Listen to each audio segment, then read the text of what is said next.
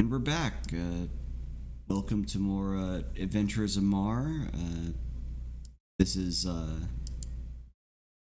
session 11 and the aftermath of everyone getting whatever they wanted from Vina Moctalon due to turning in a live giant. Here we have all the previous groups of people here just mingling about as festivities begin to break out into the city, and invites for people have been coming in, going out so people can come into the palace. What has the party been doing while they just been waiting? Just enjoying booze, food, and whatnot. Yeah, just nibbling, drinking, mingling, staring at this other dwarf, wondering what he's doing. Well, this other dwarf, you'd seen him with the druid when you first went out to take out the giants. This one is Rogon. He's a quiet type that seems to hold close to a crossbow like it's his firstborn child or something. Firstborn crossbow. Yeah, he seems to be a mercenary of some kind. Not in the adventurer sense, but in the warrior sense. Like he goes out and just fights people.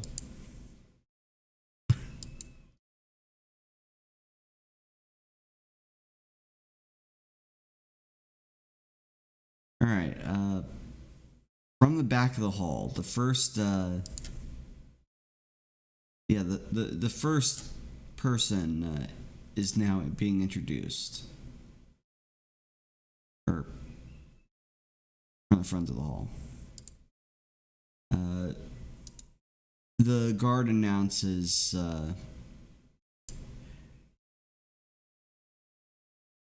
from the delegation of Alphanor, the Elven Kingdom's chosen ambassador, Elvira Monil. Inside comes a elven woman dressed in silken robes, colored with slight hints of amber and yellow. She casts her eyes about the room with her clear blue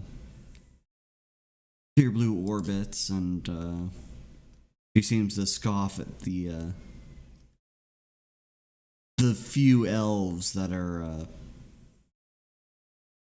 how few elves there are present in the room.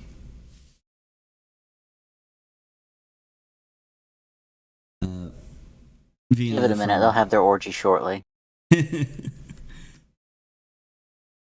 Vina from the back of the room gives her greeting and a brief blessing for the ambassador's appearance, and the ambassador walks near the center of the room, receiving refreshment from a servant, and Elson breaks off from the two tieflings she was with to go speak with the ambassador.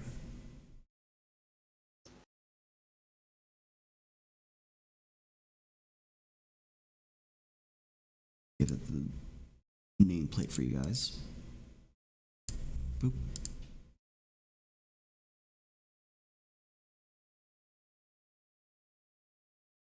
Alright, so I guess you guys are just going to continue enjoying the party and mingling in your corner. For now. I'll wander over to the dwarf and make a cheeky joke about be careful, there's more, they're starting to... First there's 2, now there's 3, next thing you know there'll be 20 and they'll start breeding. Something to that effect. Okay. Skagen will wander over by the other elves. See? Told you. Yeah. What Skagen comes across is a small conversation exchanging pleasantries on behalf of their households. Belisond gets quiet when she sees that Skagen approaches, while the ambassador turns with some wary gaze upon Skagen and says, "Ah, another highborn. How pleasant it is to meet more of our kind here in these desolate lands." Skagen's highborn? Skagen curtsies and says, "It is an honor to meet your acquaintance, Ambassador." Quite. You've done quite a good job representing our great peoples out for these uncivil folks. As she says, looking about the bronze-helmed guards that are just merely guarding the perimeter of the room. Thank you, Ambassador. Yes, these lands are, of course, uncivilized, but as far as humans go, these humans of Freeport aren't such a bad lot.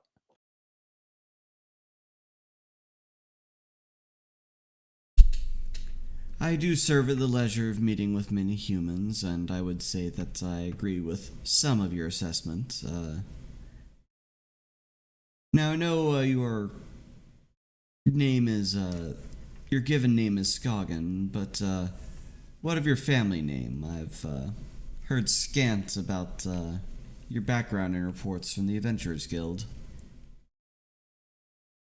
I am from a small but humble family of the name Ketvir. Small and humble indeed for one with such a vast memory as I to not immediately recall it.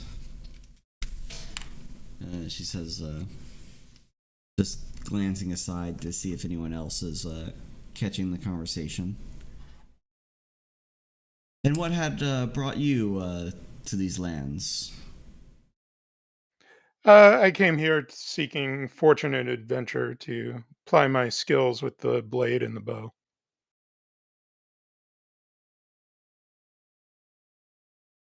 I suppose the Sea Guard wasn't quite doing it for you, was it?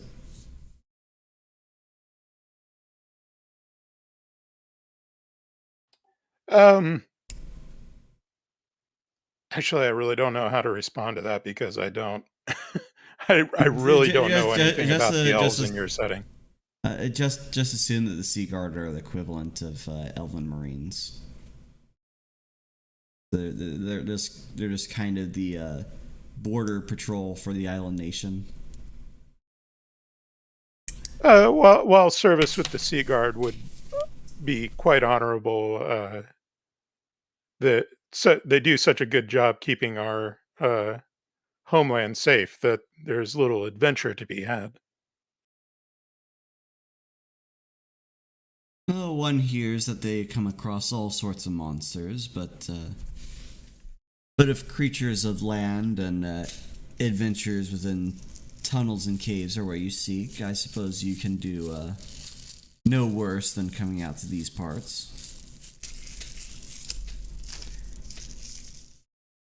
Alright, conversation peters out. I'm gonna say it peters out. And let's roll the dice. Alright. And the next person to be introduced.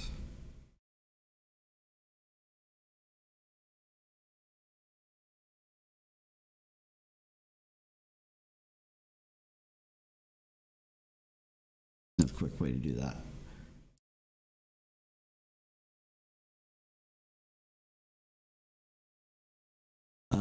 one of the servants at the front of the hall announces, "We have Ambassador Fulgrin of the Rockhammer clan. The chosen ambassador for the Legion of Zek's Confederacy in the Grey Mountains." Inside walks a stout dwarven example, wearing armor of some kind and a staff as tall as he. He has a long red beard that is laced with the silver ringlets,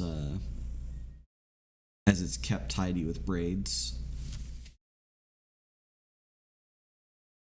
The elven ambassador looks his direction, somewhat sneering, before turning back to her more enjoyable conversation with fellow elves.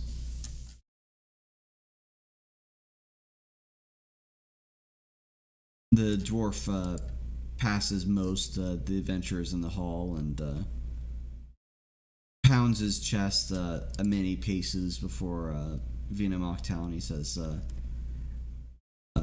"The clans are honored to be invited within your household, Lord Mayor." And then he goes off to mingle with the other people at the party, going towards the first crowd he meets, being the Nameless Knight and John of Sand. The untrue John. There's no untrue Johns. That man is a jack if I've ever seen one. Korinne, you're in a conversation with these shifty fellows. Can I have a sense motive from Sid?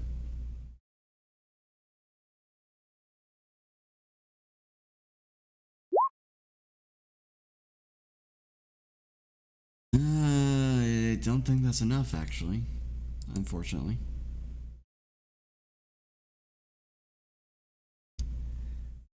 So you see nothing of note occurring in whatever brief conversation and anti-elven jokes that you have with this thief named Haley and what was the name? Meridium.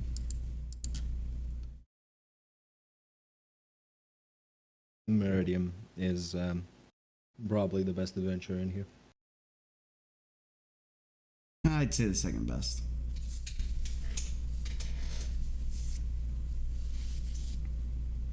But he is MVP, of course.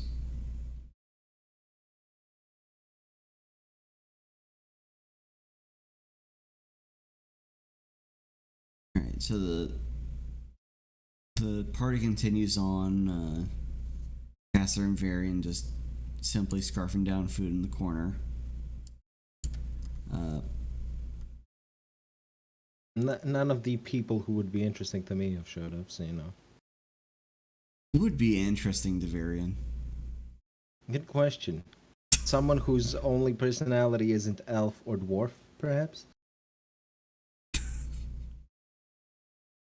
Well, let's see if I can achieve that. The servant Although, at the to front. be fair, his party members also happen to share that personality sometimes.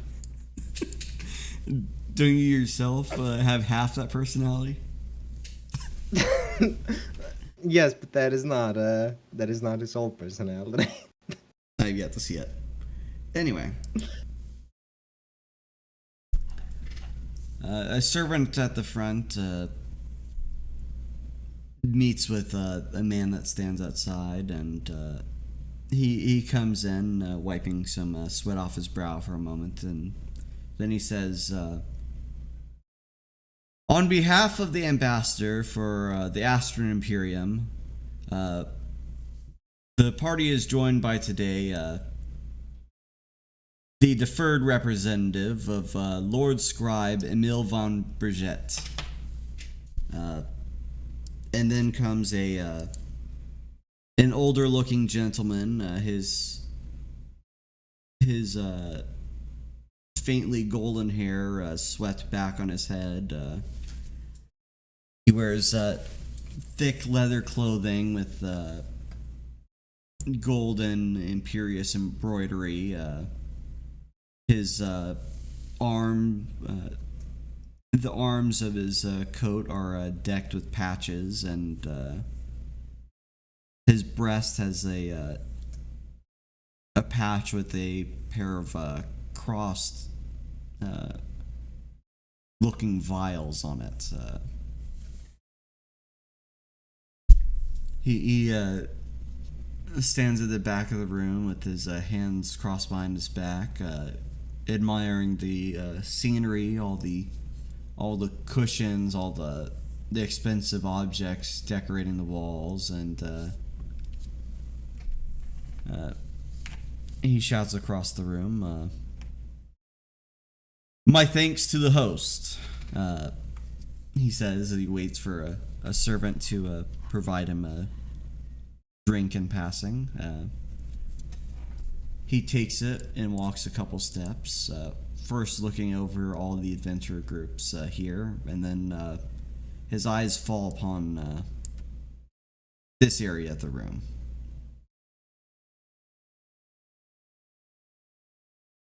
Best stick around to see that Caster doesn't get into too much trouble. He quickly paces over and he says,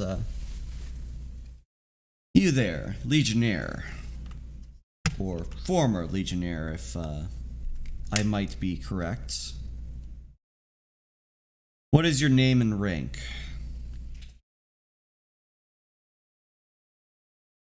He directs to Caster.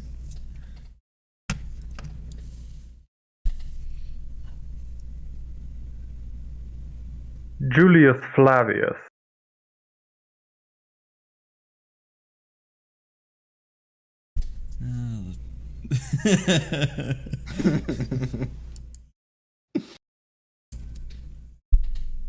He seems to consider it for a moment before saying, "It seems a deserter is good with his tongue. I've known you were here for quite some time, Caster."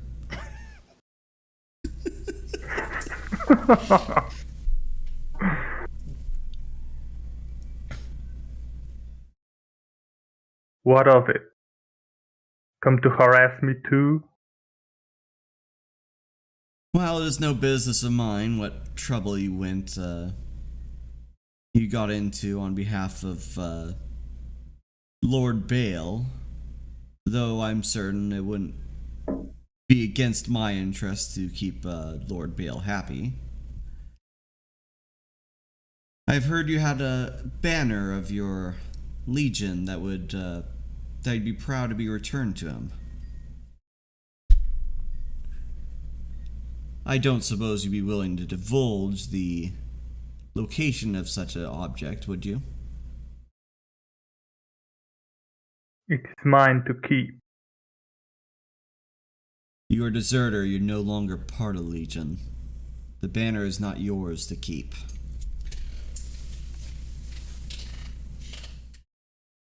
And yet I have it, and you do not.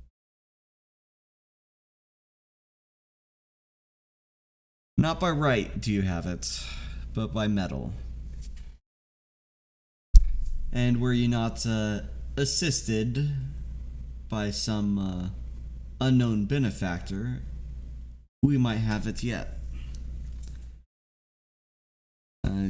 He then levels his glass in Caster's direction. It is a pity you deserted. Apparently you made a good show of Astron Imperium skills.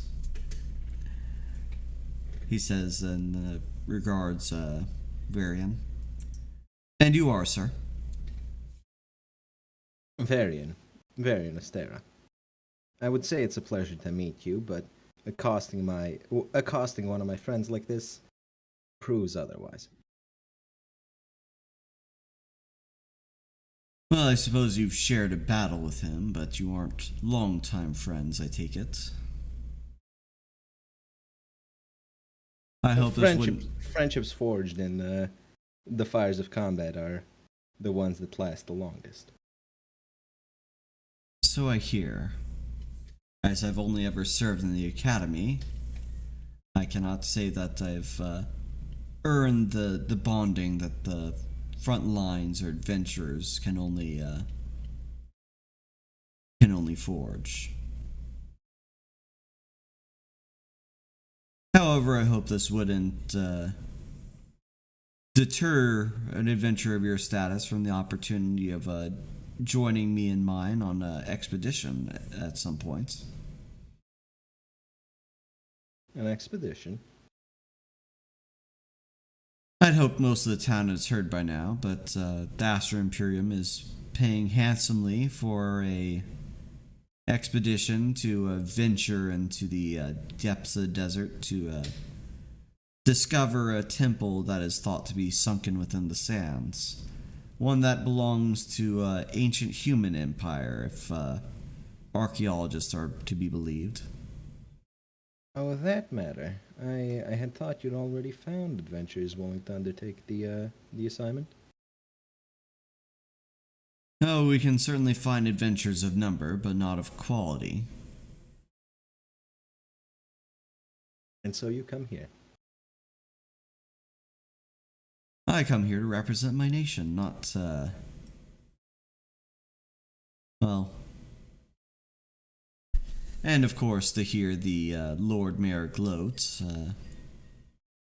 She did seem quite haughty in her letter that she sent to all the representatives that come before you today.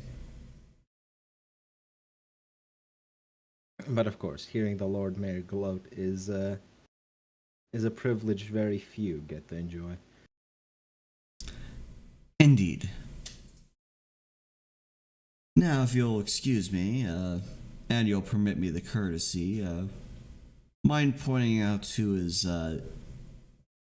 in charge of your little organization here? Next to the elven diplomat, the woman goes by the name of Skagen. Though I recommend you not piss her off. She is rather short of temper. Indeed, and thanks for the advice, he says before slightly bowing to Varian and then walking off with a drink shared between that pair. Caster, are all Academy brats this fucking obnoxious? Yes. Good to know. You should ask Caster if the spellcasters are that obnoxious. Well, I'm a spellcaster, so I know we're all obnoxious.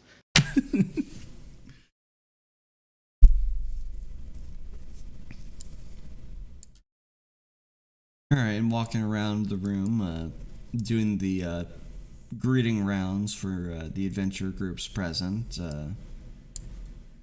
Ambassador Fulgren comes up to this more roguish group in this corner here. Meridium gives a slight nod to the dwarven ambassador and steps back.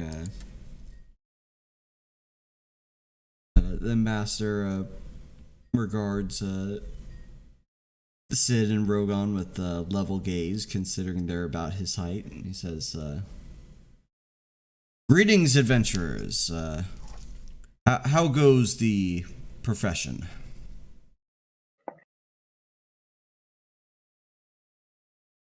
Well, still in one piece. Didn't get squished by a giant, didn't get enslaved, so guess I'll call that a win. You have quite the outlook on life, Miss Dwarf. He says, "Would you do me the honor of introducing yourself?"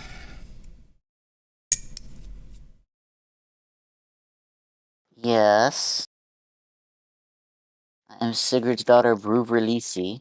I'm also referred to as Sid, if you prefer, since many people, particularly humans, can't seem to pronounce it.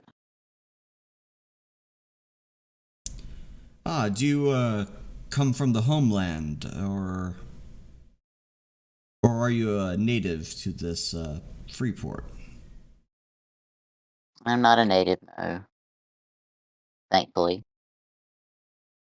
So, judging by your name, you come from the northern clan holds, correct? I don't actually know, so we'll say sure.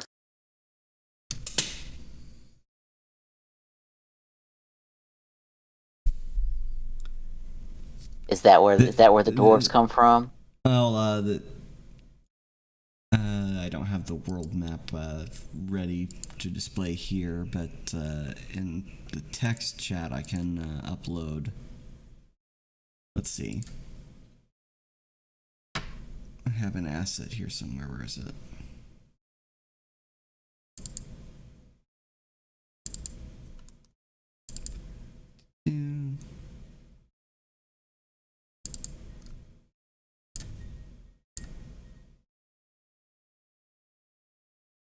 Big map. Give it a couple seconds.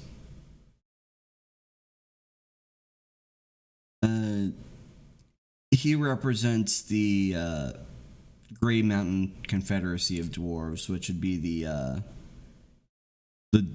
all the dwarf settlements spanning that mountain reach in Clausia. That goes straight down the middle of the continent. Where Freeport's that tiny desert speck at the very bottom of it. So the northern holds would be somewhere where the continent begins turning white with snow. On the map there.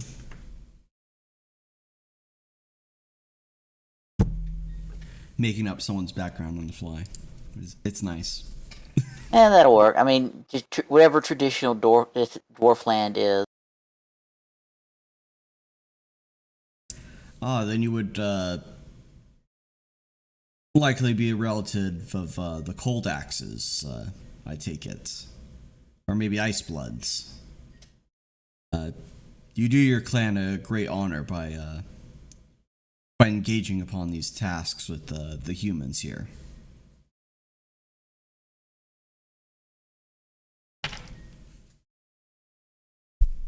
Especially for being so far from home.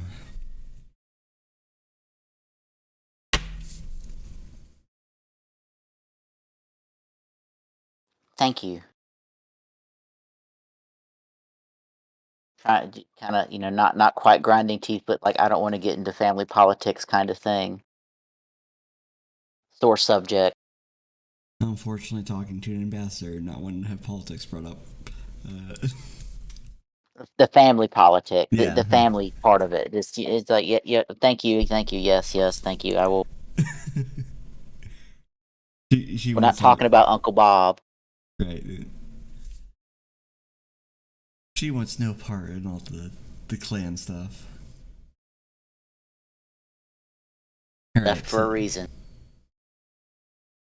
And then this is where Fulgrim turns his attention to Rogan. He says, and before Fulgrim says anything, Rogan says, Rogan, native, no clan. And then he has an impolite gesture that pretty much says just move along. Just kind of blink at that like, really? Wow, that was...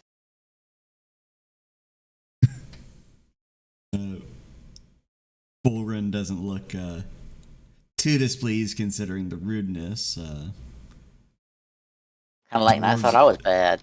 Dwarves are tough to this kind of thing. Don't get between a dwarf and his crossbow waifu. Exactly.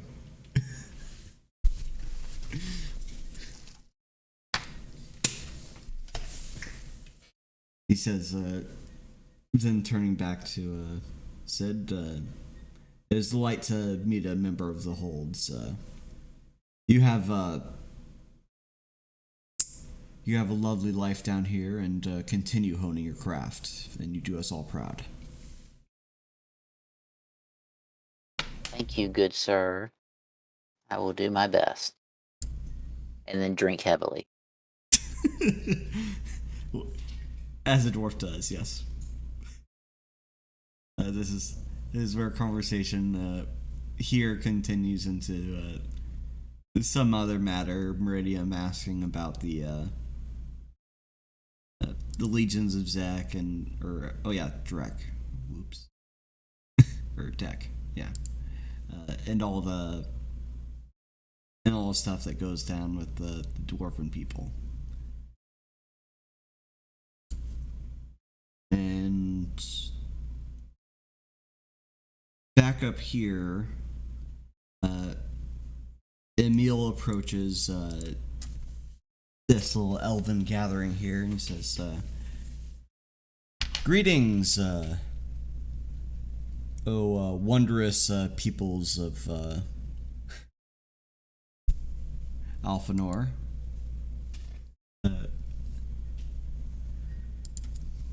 To which the ambassador turns around, and to you, scribe of the Astran peoples, to what do we owe the pleasure?" Emil gives a slight smile. "I've come to ask for an audience with your friend here, if you do not mind," he says, tilting his drink in Scoggins' direction. "Lady Scoggin, is it?"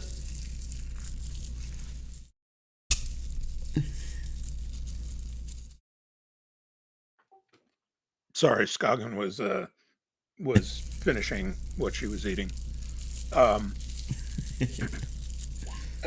She says, "Just Scoggin. I am not of noble blood." I thought you said you were highborn earlier. Well, Or is that elves. just a euphemism for elves? Well, there's different varieties of elves, and Scoggin is of the high elven variety, which means they're very stereotypical,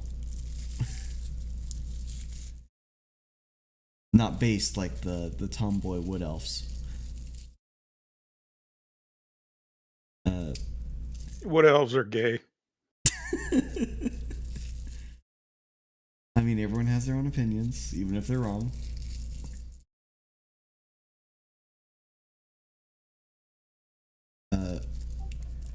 Give me a nods. That being the case, you are still of stature and ability to be a lady among many courts.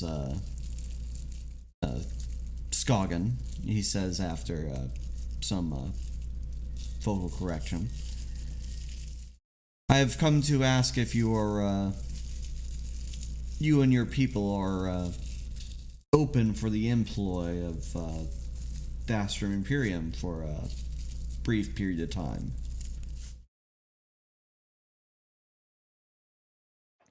Perhaps I would, of course, have to discuss it with the other members of my party. I can't make the decision unilaterally. They are at liberty to accept or decline the assignments as they come. If you like, I would hear what assignment you would have us do. Yes, I have in my entourage a legion of soldiers, and I have come down here into this desert nation to discover and search through the remains of a temple that has been rumored to be buried within the sands in the deep desert of of Marr. This temple is said to have been perched upon one of the ley lines and is, believed to be a sign of the ancient human Imperium that dwelled upon these lands many thousands of years ago. The contract for the adventurers is simple: to find us this place and assist with the archaeologists and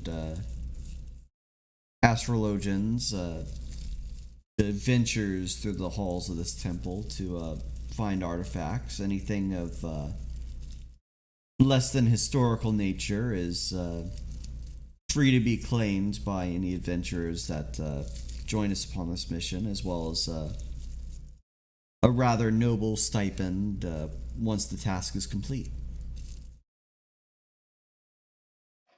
I believe I know the temple of which you speak. My party and I happened upon it out in the deserts when we were hunting orcs of the Death Head clan. The temple seems to be occupied by some being of great magical ability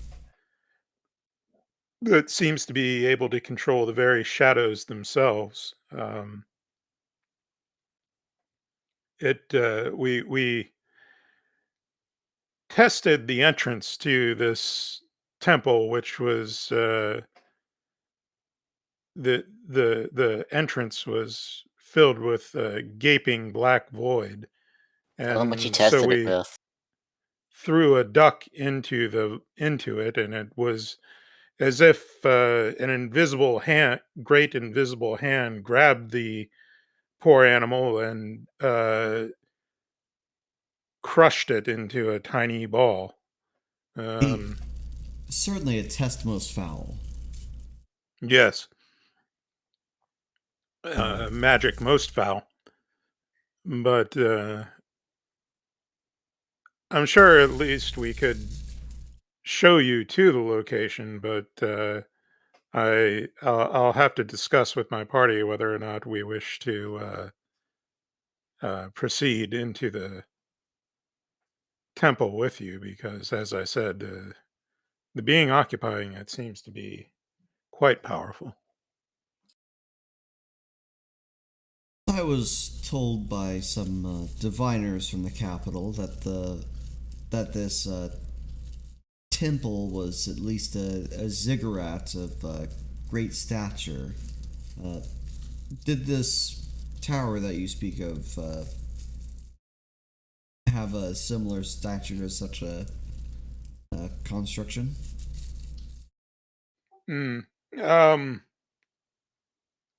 What we saw protruding from the sands was very limited. It might be that a greater structure was buried beneath the sands. Perhaps. I do look for a favorable report from your members in some time.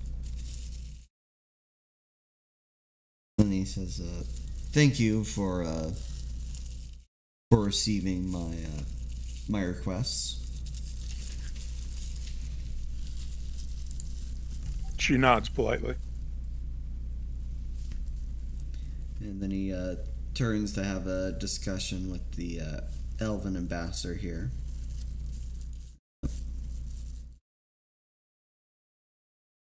Meanwhile,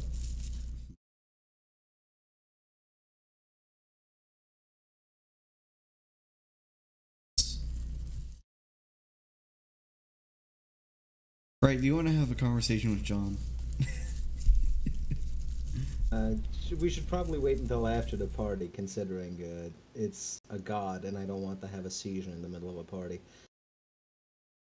What's a party without a seizure? It's not that type of party. Yep. I've yet to see anyone take drugs. Alright? I'm pretty sure there's some hookah around the room. I'm But- sure Miriam has his pockets full.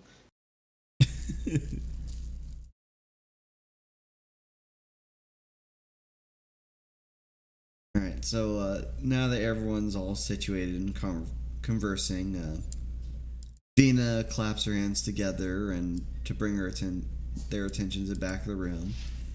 She paces off her very luxurious throne and speaks to all within the room. I have ordered for some servants with the gift of the muse to present our ears with quite blessed music for the evening. I would like to open the floor to dances and exchange of cultures for the time being, and hopefully we shall keep the level of the noise low so conversation can yet be had. She raises a glass of a rich-looking variety filled to near the brim with a sweet liquid. I propose that, though, a toast to the greatness of Freeport and for the long years that she stood. She looks about the room, seeing some others among the adventurers raising a glass, as well as the ambassadors and Mill that are present. Anyone choose not to raise a glass to this? Well, I assume the dwarf who's holding a crossbow doesn't, but He has another hand. I thought it was a two-handed crossbow. He doesn't have to hold his crossbow at all times. Well, in any case, Varian would raise the glass. Yeah. Skagen also raises her glass of water. All right, and the glass is being raised. She takes a drink and says, "Let the festivities continue, and hope that all within the streets are having equally as merry an occasion." She says before the floor is opened. Some people that were from other parlors within the manor have filtered into the room and started to partake the center floor. Some of the ambassadors just simply stand off to the side. Goddamn, she fucking bolted across the room. Yeah. But the knight here has completely left the room.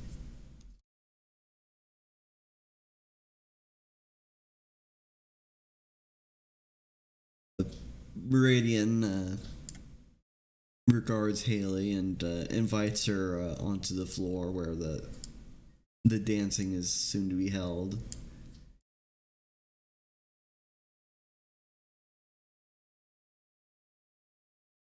And Rogan, noticing that most of the members of his party have gone away, has simply decided to split as well.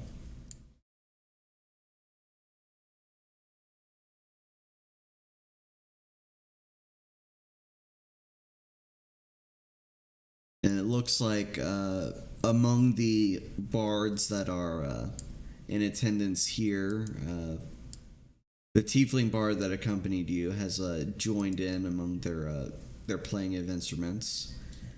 He seems to favor his fiddle to accompany them.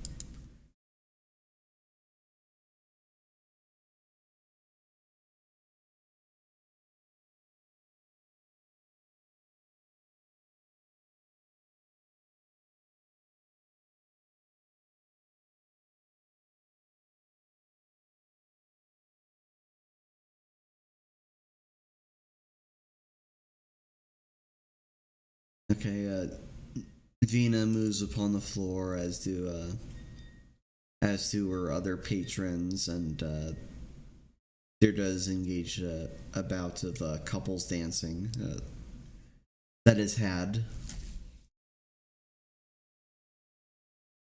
I believe Varian promised to ask for a dance. So that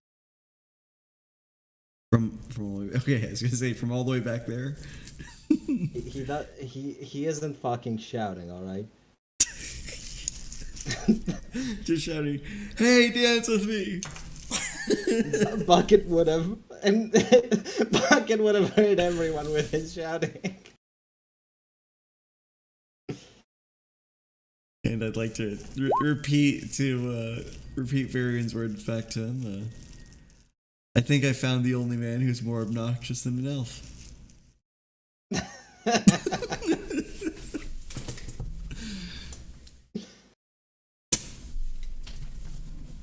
Setting her drink aside on a tray, Vina says, "And a dance you shall have, Sir Varian." She says, placing her hand gently upon his offered one, allowing the opportunity for him to close in and enjoy merriment.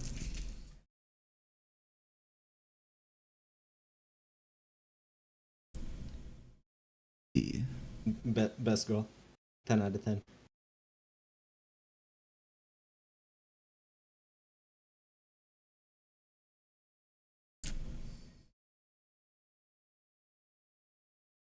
Okay, some dancing continues long into the night, and longer into the night. Partners have switched on the occasion and return back to where they were before the song concludes, and as does the first of many dances of the night. Vina lets go of Varian's hand at that point and pulls back one side of her dress in a side curtsy and bows to him. You make for good. Actually, no. Let's have Varian roll diplomacy for this, or performance, dance, whatever's more appropriate.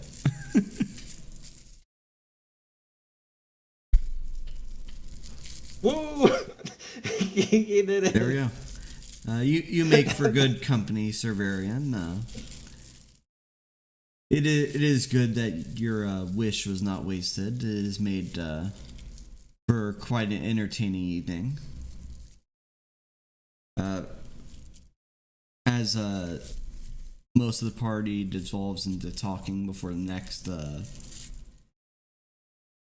the song starts up again from the bards.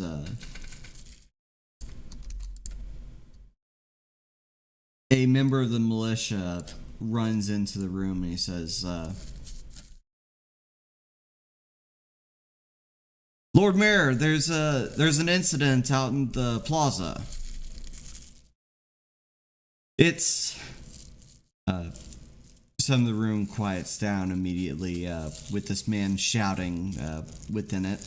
The two guards look at this uncloaked man with some suspicion, and he says,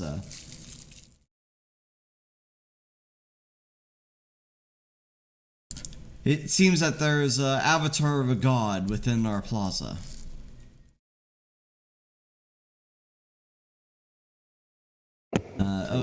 Please don't be John. Please don't be John. The Ventures part and all look at the man quizzically. Vina takes a step away from Varian and holding their hands close together and says, "You do sound mad, you know."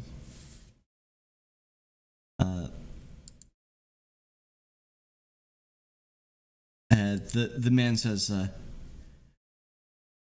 "'Tis the world that sounds mad. I swear by my own eyes, I've seen the visage of the visage of Vin and Rill standing before us in the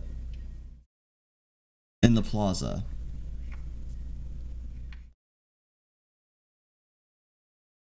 At some initial questioning by the guards on the matter of it being illusion, a display of the priests, a couple men have already been attacked. He wields his staff of legend with burning efficacy.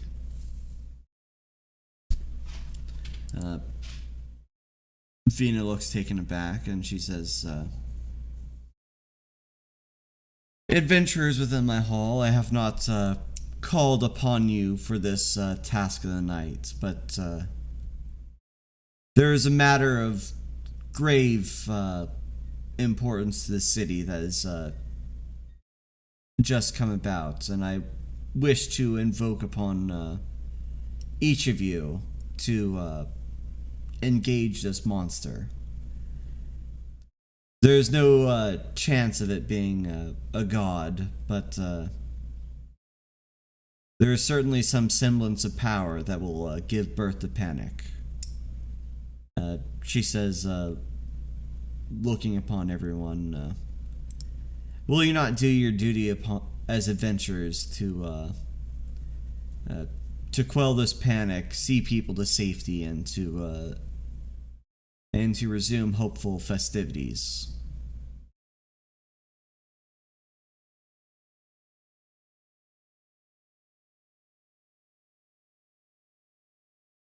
Suppose we don't have a choice, really. Either we go to it or it comes to us. Is there some sort of balcony or high vantage point that we could see onto the plaza where this creature is? Yes, there is. At the front of the palace. If it will assist you in some way, we'll have a guard escort you to that location. Yes, I would like to see this with my own eyes and evaluate what's going on.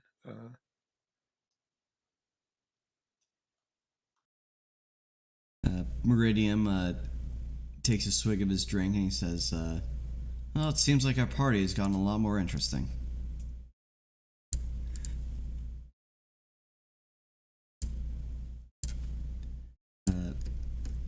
Alright.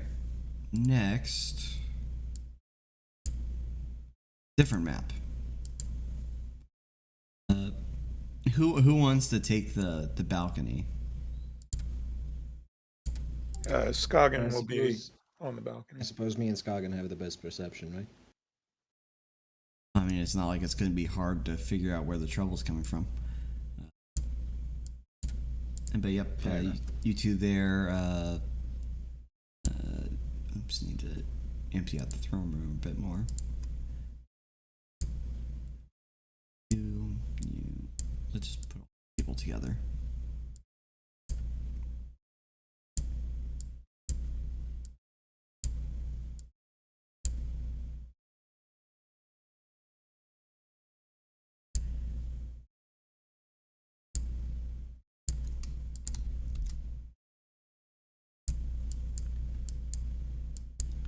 Okay, and the palace entrance that most everyone else comes through is right here. So if you want to place your tokens after you run into the fray, that's where you want to be.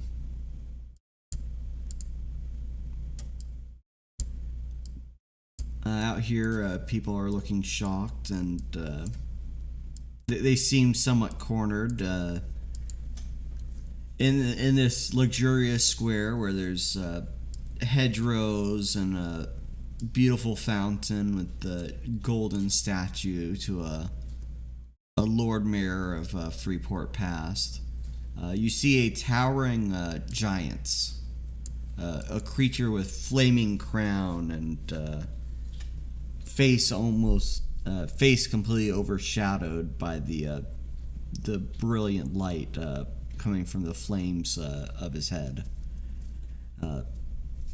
He's cloaked in crimson robe with golden scale plated upon its dress. He holds in his hand a magnificent stave with crimson orb engulfed in flame atop of it, and at the other end is a spear-like head similarly engulfed. His voice bellows with such fury as he stands about 35 feet over two guards that stood burning on the ground.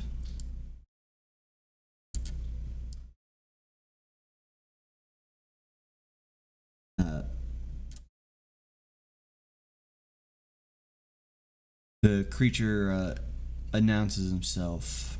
I am the fire god, and I am here to purge you of all of your worldly ambitions. Your life on this coil is now ended.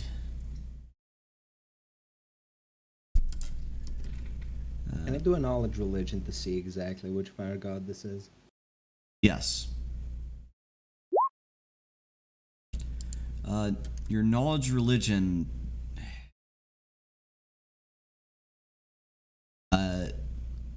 It tells you at the bare minimum that this is Venenril, the supreme god of the Rill pantheon, the god of wizards and fire at the very least.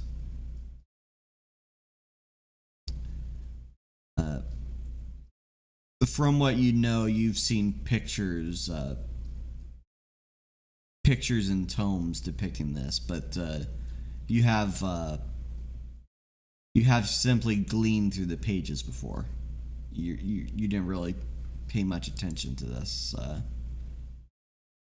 to most gods.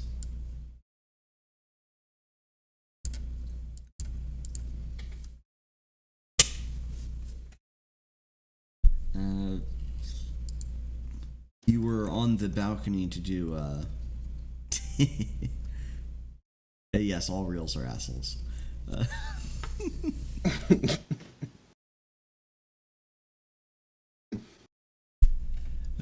Before a bear of a man just sprints away with all his might.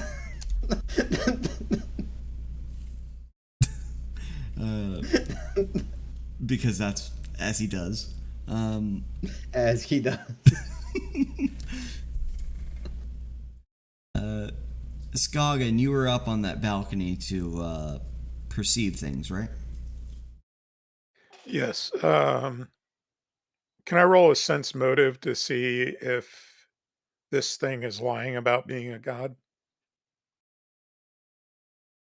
I don't know if it would work appropriately for the situation, but I say you can. Roll sense motive. Let me try.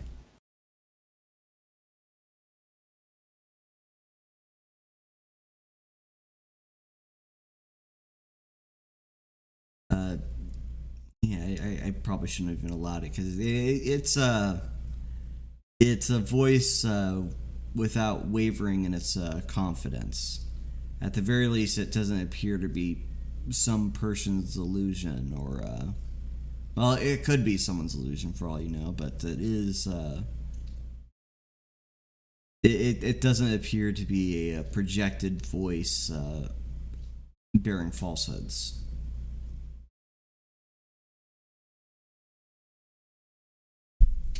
She's going to look around at the crowd in the plaza. Want to do perception? Does checks? she... Perception? Yep. Does she see anybody that looks like suspicious, or that they are not utterly terrified of this thing? Yes, in fact. Clearly well to you, but maybe not any of the others on the ground. You can see from here a very cloaked individual holding a tome in his arms. He seems to be reading something off the pages of the tome, not paying much attention to the flaming giant before him.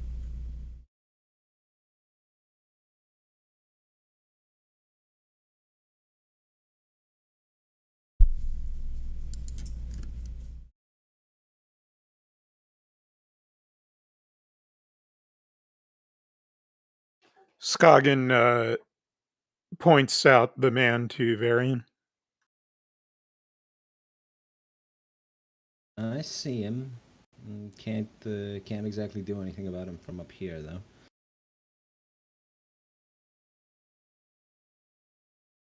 Do we see the other priest entities, or are they blocked from our vision? You cannot see the others clearly enough. No. Okay, They're so hidden. we don't know they're there. Yes. I'm Well, just if it trying is, to keep them. if it off isn't, yeah. If it is an illusion, I suppose getting rid of him would get rid of the thing, right? I could try sneaking around back behind the hedgerows and coming up behind him to and attacking him from behind. Unfortunately, he's just a bit outside the range of my bow. How tall is this balcony? It's not 35 feet tall. I'm just wondering if I can cast debuff on all of my party members from up here. It'd be at least 20. 20 feet. I got like 40 feet in total, so I could do it. Very well.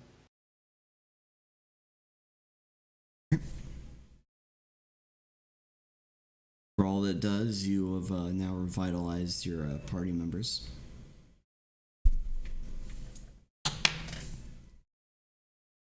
Alright, and while Skagen and Varian were discussing things on the balcony, to which the people down below could not hear nor see, a great gout of flame erupts and from the giant creature in this direction, engulfing two innocent townsfolk that were paralyzed with fear. Innocent. There are no innocents. This, unlike the death of the militia members, which you weren't here to witness, this causes more townsfolk to go running. Down below,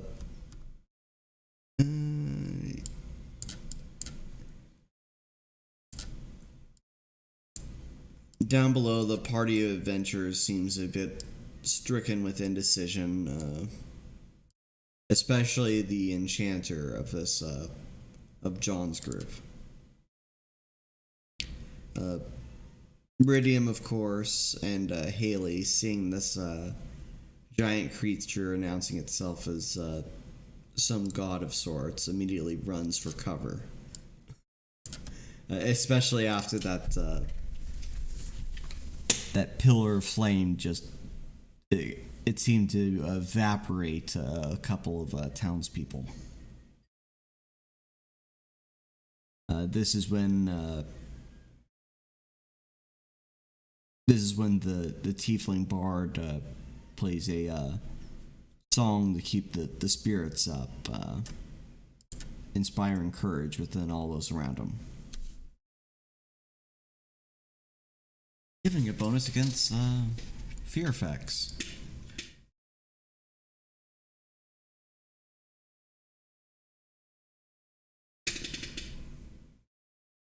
Let's see.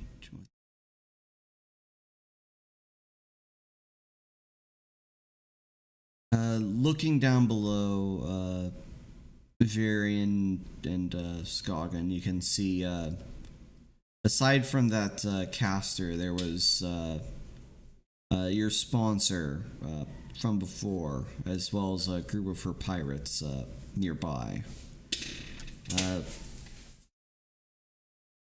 Rather than paralyzed by fear, the short pirate captain seems to be more defiant in her standing.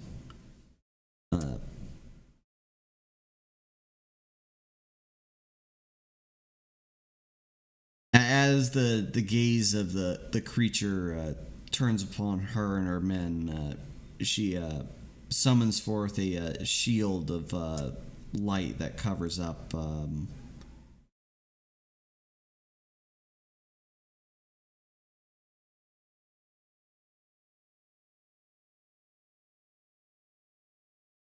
out this area.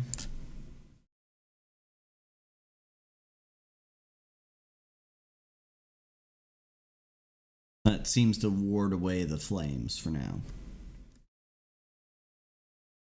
Any actions from the people, the party members on the ground so far?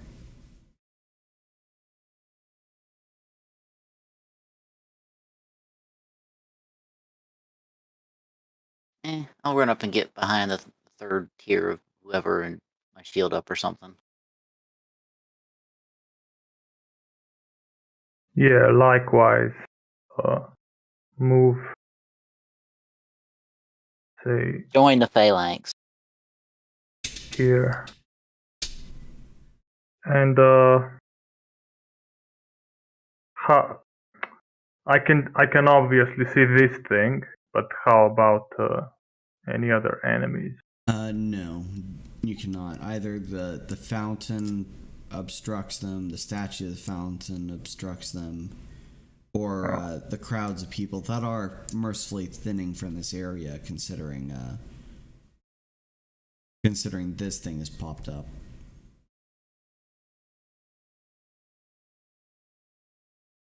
The militia members here have now closed how much the movement gates to was make sure that? Barely I can 15. still attack. I can still attack. Yep.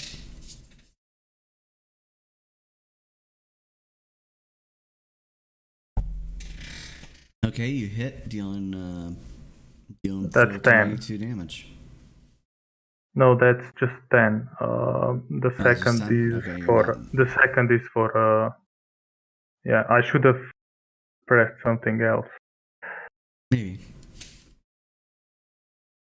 Alright, so you deal 10 damage to this.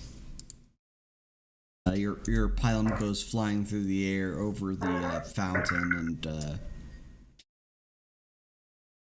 makes sparks as it sinks into the chest of this creature's robes. His cloak flickers behind him as he turns with the angered gaze in your direction. There's so many tokens here, I'm not going to do a good initiative order. So I'm just going to have you people do things as ideas come to you. Can Skagen, the height of the balcony, can Skagen safely jump down With an to ground acrobatics level? check. Yep, with the acrobatics check, you can safely make it with only 1d6 non-lethal damage. It's fine, you heal up anyways. Exactly. Yep. And if you failed the acrobatics check, it's what? 1d6 lethal?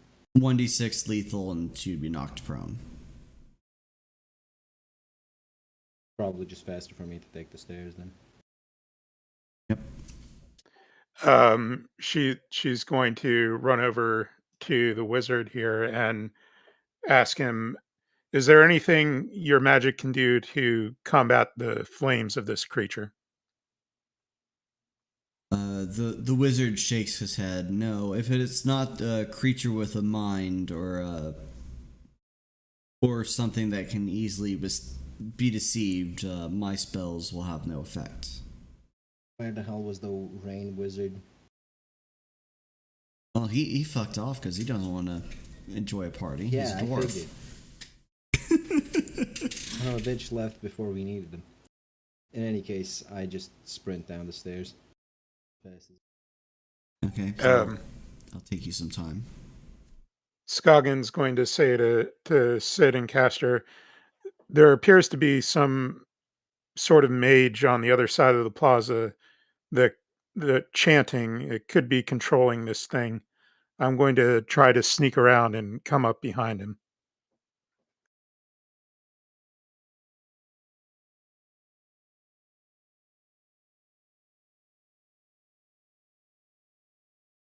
Oh, don't worry, I'm just having other people roll for attacks on the avatar.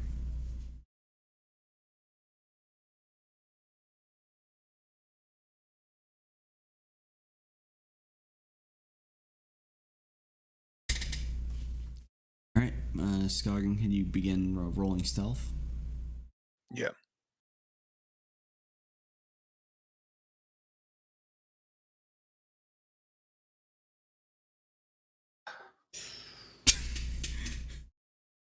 Oh, don't worry, at least it's not dangerous to be noticed yet.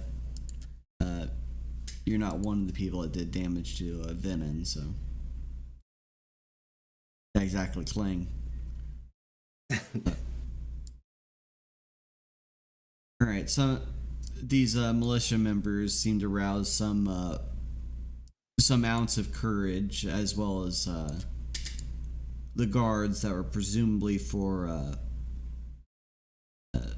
meal from the Imperium wield their halberds pointed at this creature. Let's see. With a sweep of his flaming staff,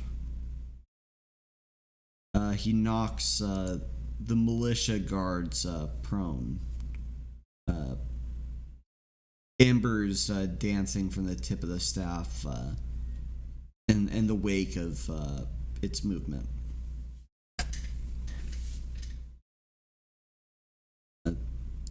The guards simply just approach cautiously.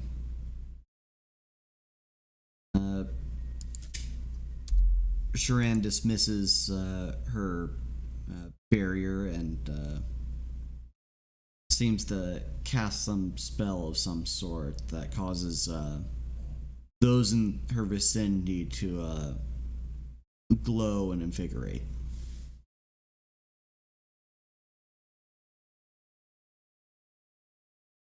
Picking herself up off the ground as she tripped through the hedge, Scoggin pulls out her leering mask from her bag and puts it on to increase her dex.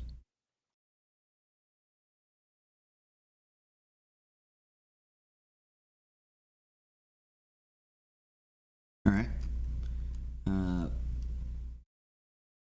You do so, and the fighting continues here.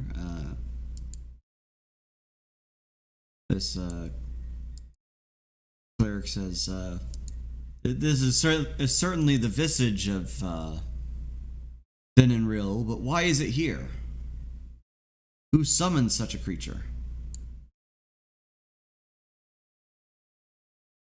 While one of the tiefling guys takes his weapons and goes towards the same path that Scoggin has. Elisan seems to have decided to stick with some Freeport militia members and enchant their weaponry to make it more effective for them to attack this creature.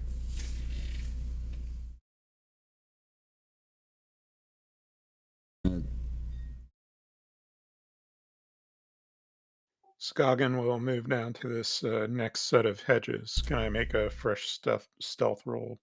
Yes, you can. And you can also make a perception roll.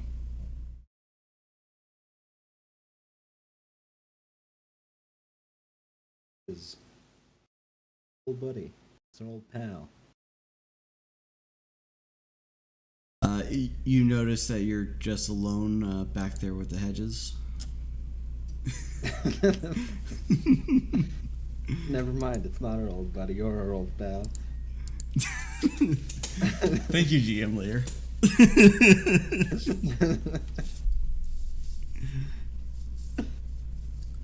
He doesn't want any part of this. Why would he be here?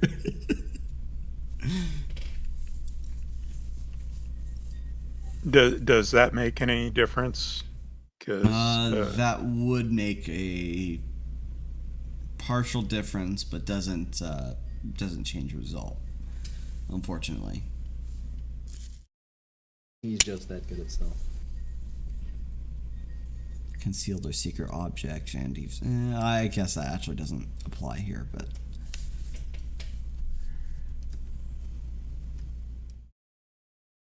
Alright, so John decides to advance with his militia line that is seemingly halted. The Praetorians here get within striking distance of their halberds and start swinging away at the heels of this giant creature, whiffing in the process. Doing the Imperium proud, right, Casser?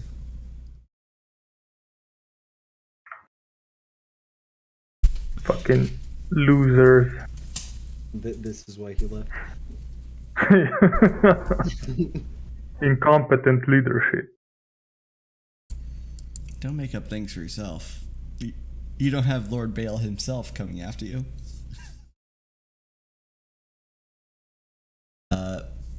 Aran seems to be casting a spell to try to get some grasp on the situation and the weaknesses of Vin and Rill, and he seems to have come to no effect. Yeah, shit. No shit. An avatar of a god doesn't appear to have any weaknesses. The militia members close in with more caution, and thankfully the giant just swings his staff close to the ground, making a ray of sparks with the staff's connection to the stones below. Variant fucking books it this direction.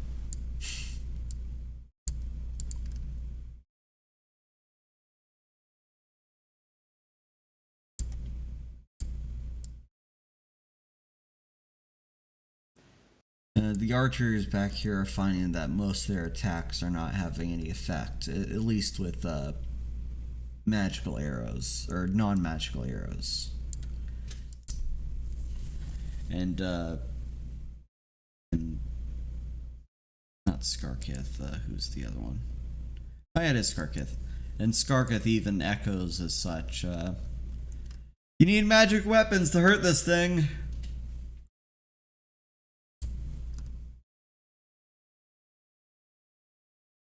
Skagen will attempt to cross this next gap in the hedgerows unnoticed. Okay, roll stealth. Nicely done. Okay.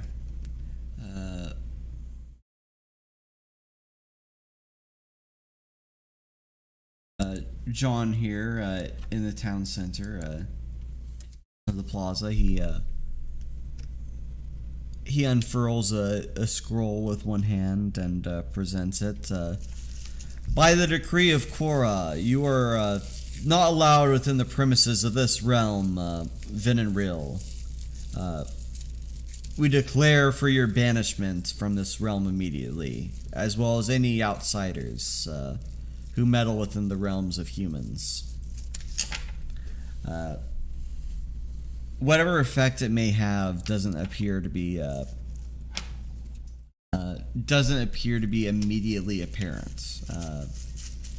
It just seems like the weapons of the militia glow with with some white light, and then sparkle with some force that came from the scroll before the scroll itself turns textless.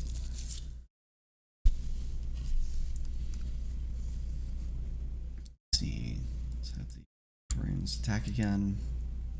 One of them lands a blow upon the heel of this avatar and seems to damage it considerably. Let's roll for that.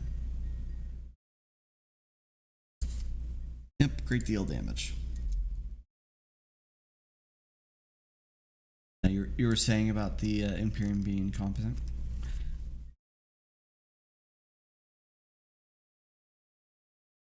The leadership is incompetent. Yeah. Okay. The grunts appear to be doing just fine. Well, these are the honor guard essentially, so I'd hope they would be doing just fine. All right, and in about this large of an area, from the point where the staff was sunk into the ground, an eruption seems to take place underground, with cracks forming immediately and fire pouring straight from the cracks within.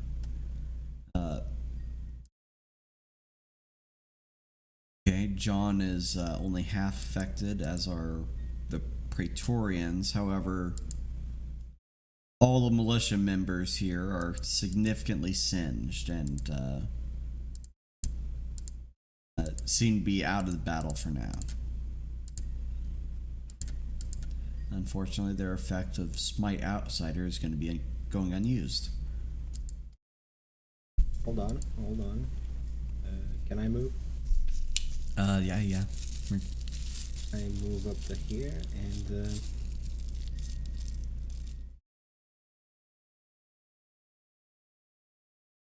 Yeah.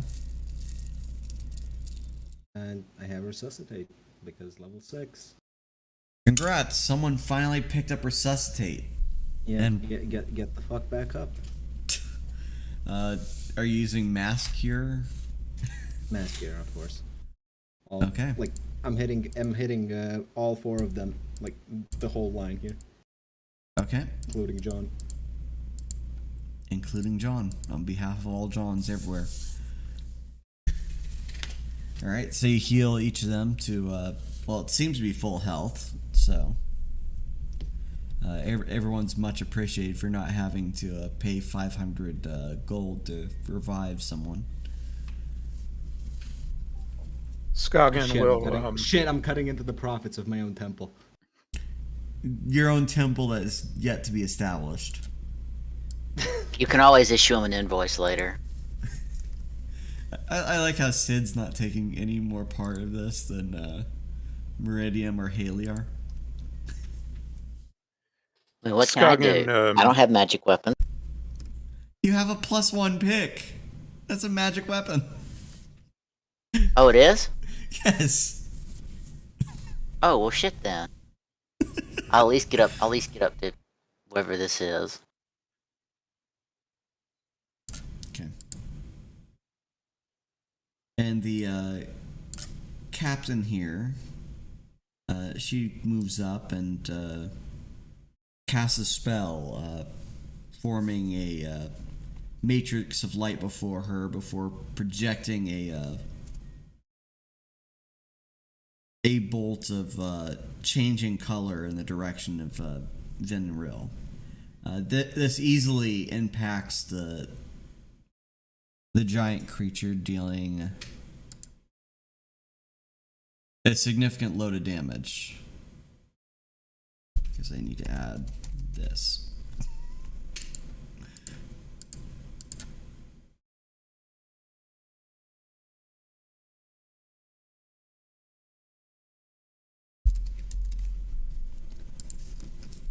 Okay, and Skagen. She sneaks to the edge of the hedges there and peers around the corner. Okay. And peering so around the corner, past the hedges, you see a bunch of black-robed men, their hands bowed down and their hands held together in what seemed to be some prayer. Each of them are clutching a symbol in their hands.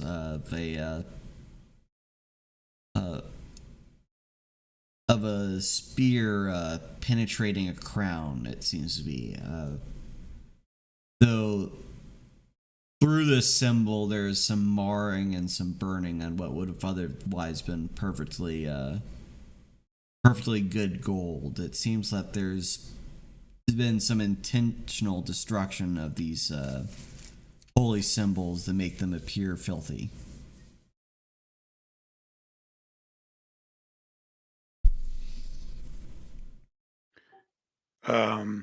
You said they're like chanting or something?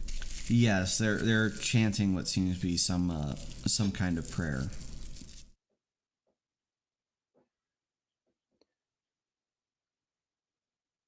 Let me roll. Can I roll sense motive to tell if they are trying to control the creature, or are they? That is not within the bounds of sense motive. You need spellcraft for that.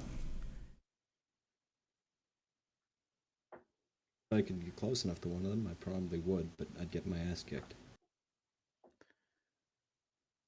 And who would want that?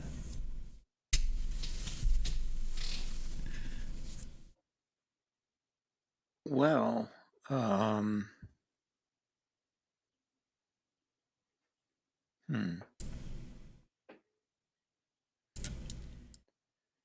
mean, I guess the assumption is that they are bad guys. It is safe to assume so, yes. Considering that they're standing somewhere behind this creature. Would knowledge local tell me anything about them? Like, would I recognize them as being priests of the area if I get a knowledge local? It'd have to be knowledge religion, unfortunately. Again, I should probably sprint and look at one as soon as I can.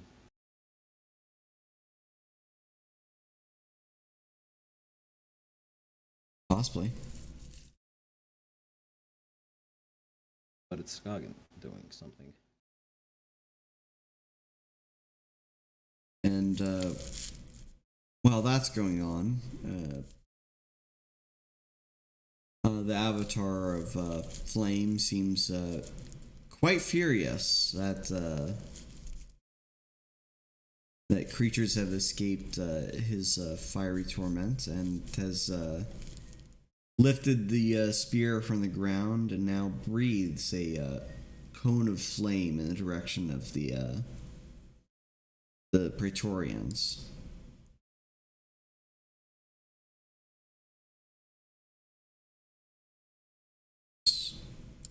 Well, since he's not looking at me, I'm going to stone skin myself. Seize fire, cast stone skin. Yes, Yeah, he's not well- looking at me, so I was going to just, if I can, just cast stone skin and be like, well, we got one giant. Let it be known that while nobody's looking, the dwarf gets stoned. While nobody's looking, the dwarf gets rock hard. There you go. What's the circle in the middle? Is that like a fountain? Yeah, that's a fountain. Yes. And there's a gold statue in the middle. Yeah, I'll move over here to get ready to do a thing.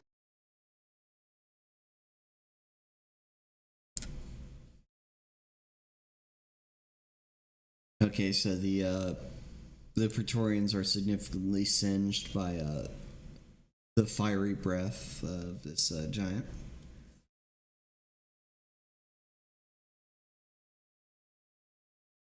Okay, and Korinne, while standing next to Sharan, let me double check something real quick.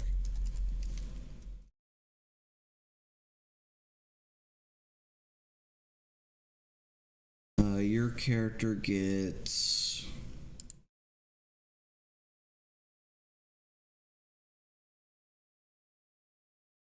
Second, where is it?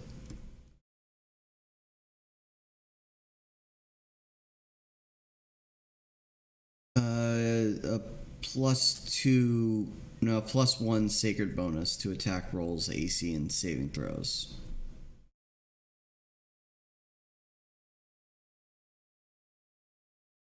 Rejoice.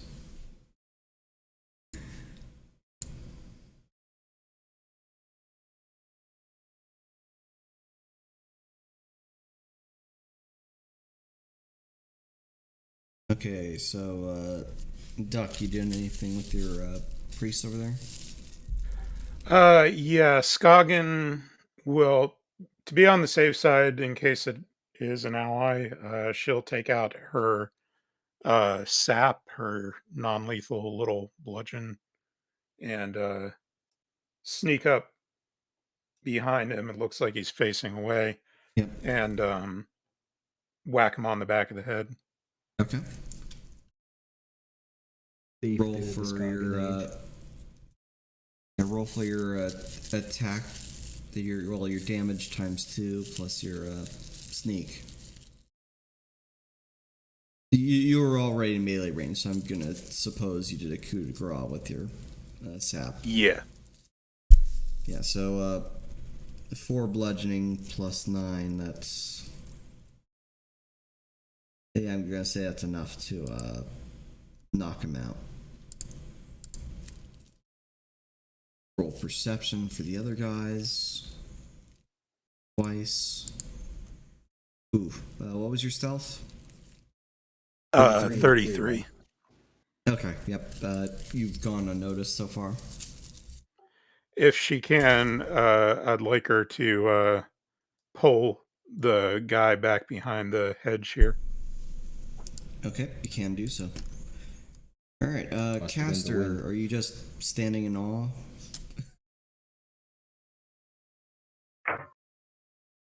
Think I'm gonna throw a few more sticks at this thing. Okay.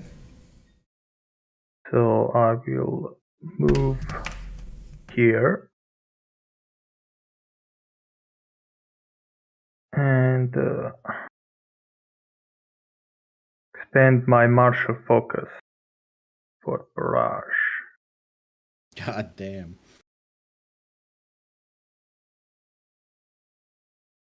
Oh damn. The crit didn't. The you crit didn't confirm. I think. Yeah, you only did A bit low.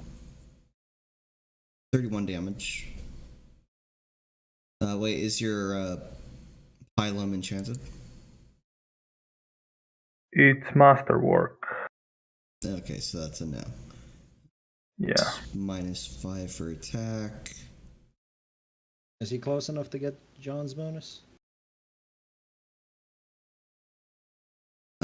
He wasn't in the area when it was cast. Right. It's not a continuous aura then.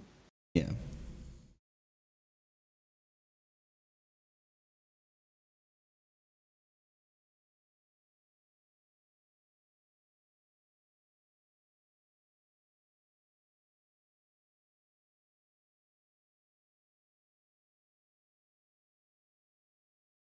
Okay.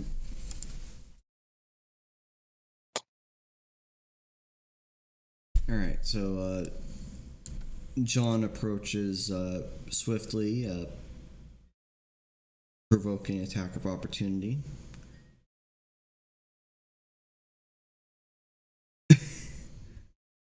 Thankfully, Venom didn't do well. Swinging straight overhead of John. See, John What is a type of very retard? lucky name, as you would imagine. And What type of retard goes closer to a fire god? the one that wants to get within sword striking distance. Well, yes, but the god must be very confused. Drive the Bane blade closer. I must swing my sword at him. Is it still looking away? Yeah, it'd be drawn and looking towards this direction, or facing that direction. Can I use the barrage as cover to proceed to attack it? With what attacks? Yeah, you can. Yeah, and John moved up first, so you can assume that doesn't have any more attack opportunities. With those attacks plus flanking bonus, whatever that gives me. It would only be your first attack unless you have like some. I do. That was why I said the shield mastery. So now I get 2 attacks with each weapon, and I get to attack with both weapons. Oh, I get to nice. attack with the shield like it is a weapon. Unfortunately, your shield doesn't hit, but for either attack. I guess you get your heavy pick to do damage. Yeah. So you deal 5 damage. That's nice.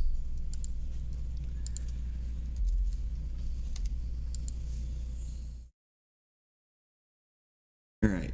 Magical chanting from Moran resumes, and he seems to be trying to find some way to pierce the mind of this god. Elisand further enchants another wave of people that have just started to form around back here. Can I yell at the mind wizard? What are you going to yell at him? I'm gonna tell him to aim at the guy behind the god. You see, the god is kind of bright and stands out, so you're going to have to point out that there is a guy, in fact, behind him.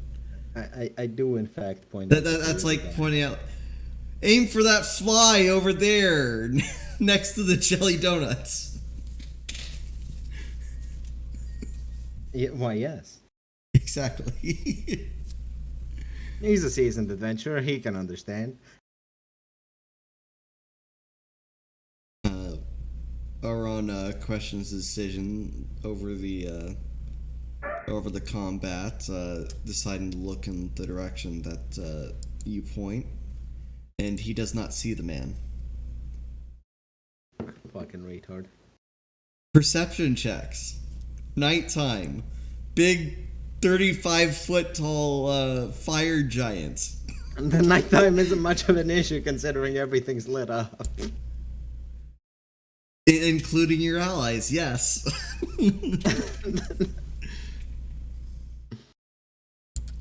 Okay, the militia move forward and attack with their waning enchantment on their weapons. Considering they just got off of the ground, and one of them had a swing reminiscent of their gladiatorial days before they retired, and dealt a somewhat decent chunk of damage.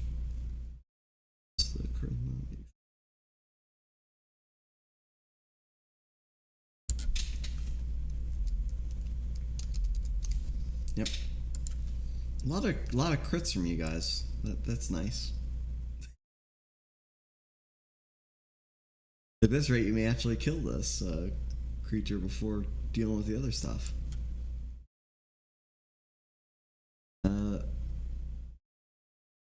Okay, so now Venom, his body begins to glow more brightly, and he bursts into a wave of flames, dealing 2d6 fire damage to everyone in...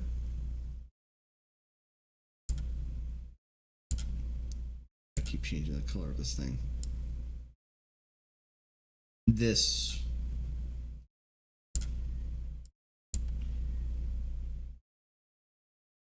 radius. The stone skin affect that? The flammability part? You're not flammable, but you can still take fire resistance if you don't have, or fire damage if you don't have fire resistance. Gotcha, so I just don't catch on fire, I just take the damage. Yeah. Isn't stone skin a damage reduction effect? It affects physical damage you receive. Okay, so it's just physical. Yes, stone skin affects... Yeah, only, DR adamantine equals to... DR only affects damage from physical attacks, like their blunt piercing or slashing. Okay. One moment. Because I was thinking if it was like the geomancy fire thing, then that technically doesn't count as a magic attack. Although I suppose it's not. No, I think it's still magic. No, Wait. geomancy thing isn't magic, so it's not affected by magic resistance. No, you're getting it wrong. Spell resistance, not magic resistance. It's a different concept. Like if it's an anti-magic field, it still doesn't work, but it does ignore spell resistance. True. What are you talking about? The geomancy fire thing. Ah.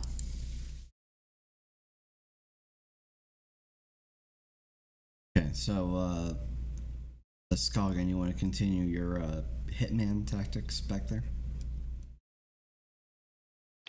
Yes, she will attempt to sneak down around behind that next one. Yep. Roll stealth.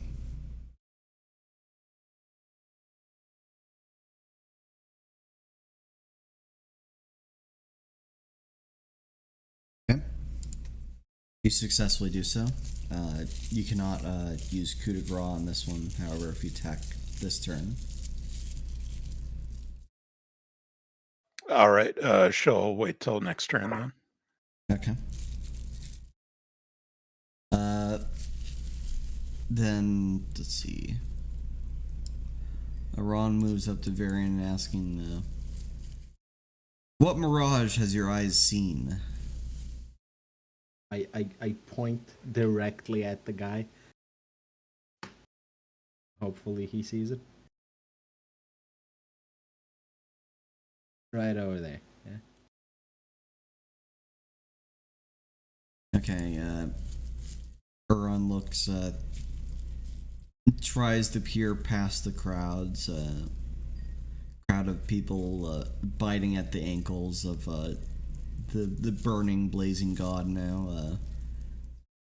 Let's add a +2 to his perception. He says, I see a man there, but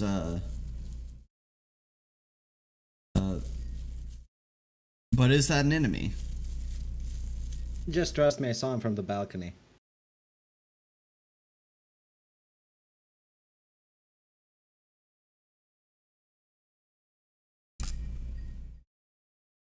Is that the case? He Yes. says as he muses to engage with one more spell.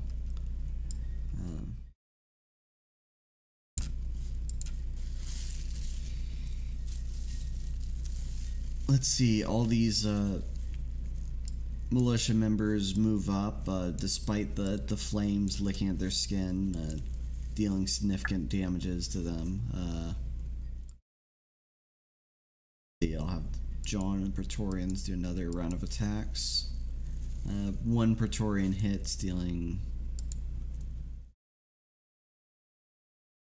a non-insignificant amount of damage.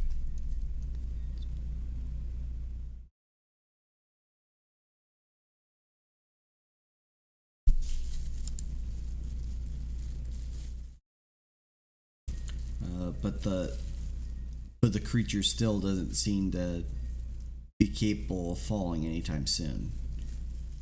Can I pummel it some more? You certainly may. Alright, unfortunately the crit doesn't confirm. But you smack it with your shield and get 3 magical attacks to hit, dealing for 19 damage.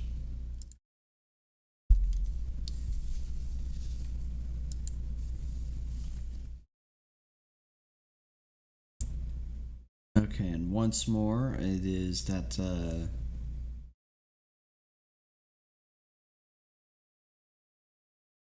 he casts that attack that is reminiscent of a line. A Varian, roll reflex save. God help me.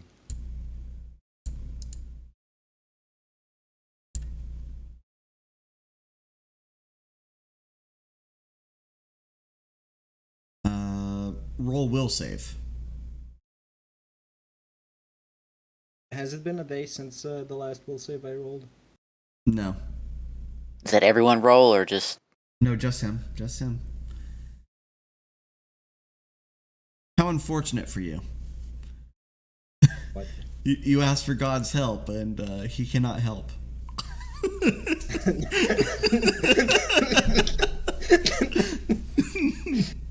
Well, at least that means I got rid of the -2 to my will save. Alright, so...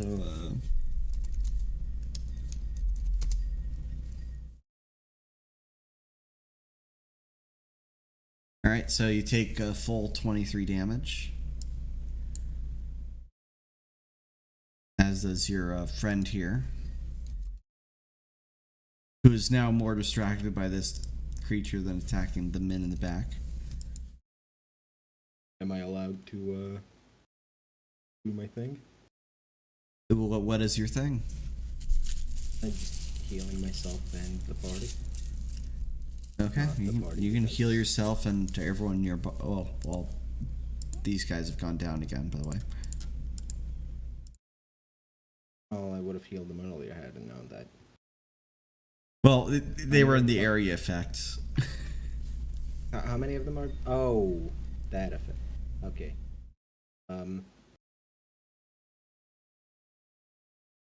Fuck. I overcharged the cure so that I can do the calculation. I forgot. Was Okay, and you become It was fatigued. 10 more. It was Okay. 10 more.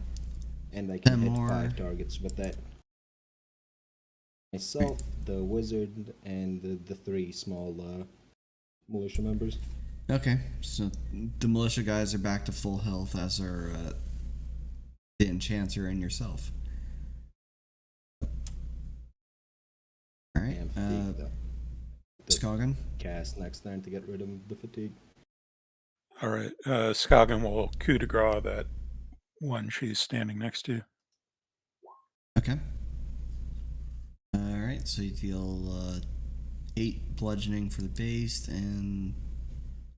Alright, so that's 19 damage. Yeah, he can't make that fortitude save, and he goes unconscious.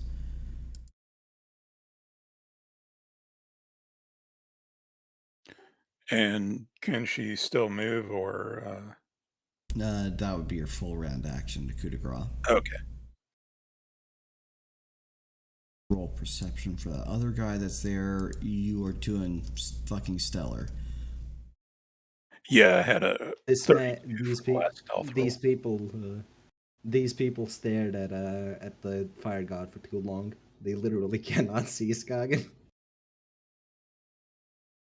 Okay, on the other side of the battlefield, things are going on.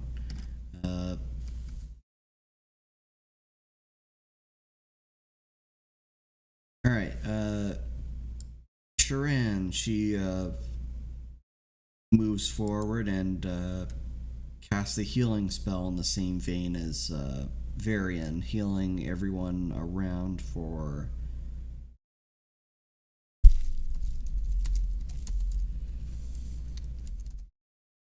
Could she be? 39 healing.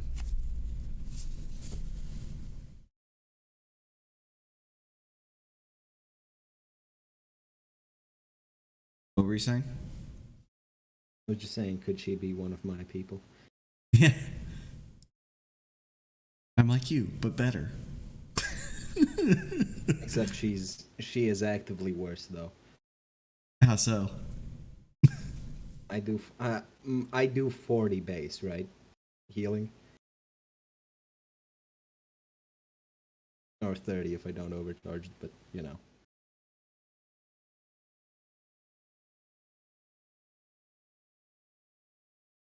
Sure, I guess.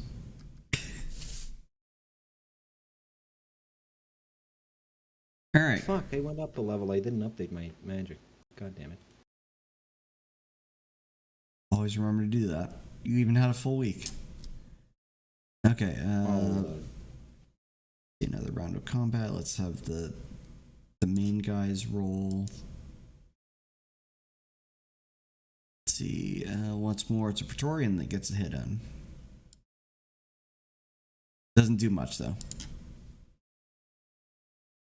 And it seems like the smite effect has worn off of the weapons of the militiamen around John, as well as from the Praetorian weapons.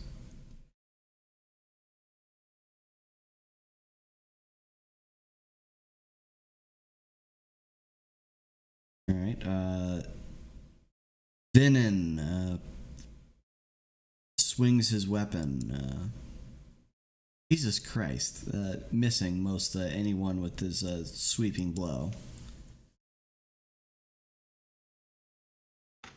At least he's no longer targeting me. Otherwise, I might actually have to call John for help.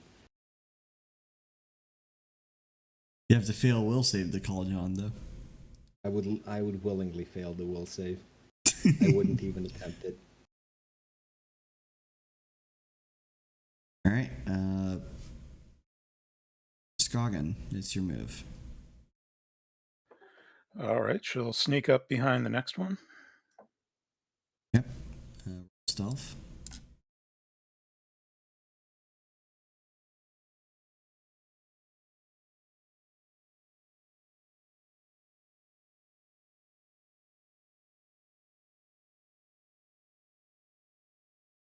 You're getting lucky, but let's see if ooh.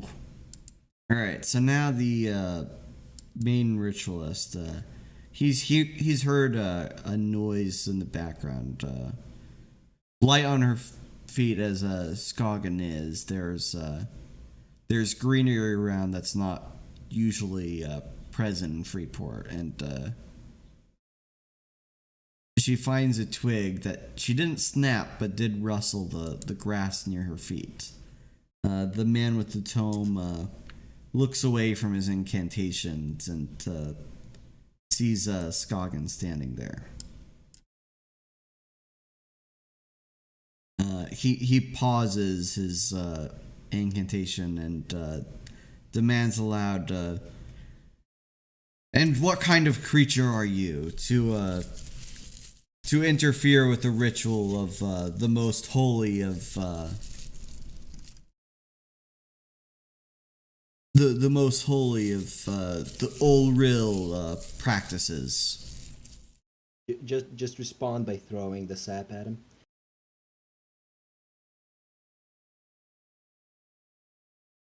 Why don't you ask your mom? Have you wished nightmare? See, can she drop her sap and pull out her sword and attack the mage next to her? Yes. Does she get sneak attack damage against that mage? Let's say yeah, he didn't act yet, so let's give you that sneak attack damage.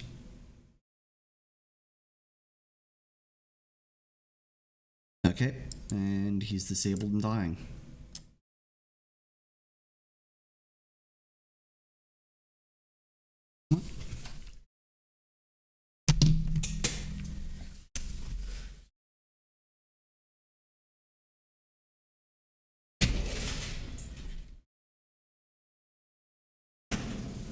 Also, at what point does the sneak attack become a 4d6? I figured it'd be around level 6. It's every other level, so at level 7 she'll get another. All right, I'm back. While this is going on back here, the form of the giant flickers and wavers like a candle being blown in a tempest. Either the damage of your weapons has been finally starting to mount up and to banish this god from the world, or something else is going on. Do I see that the priest man is distracted? Perception check.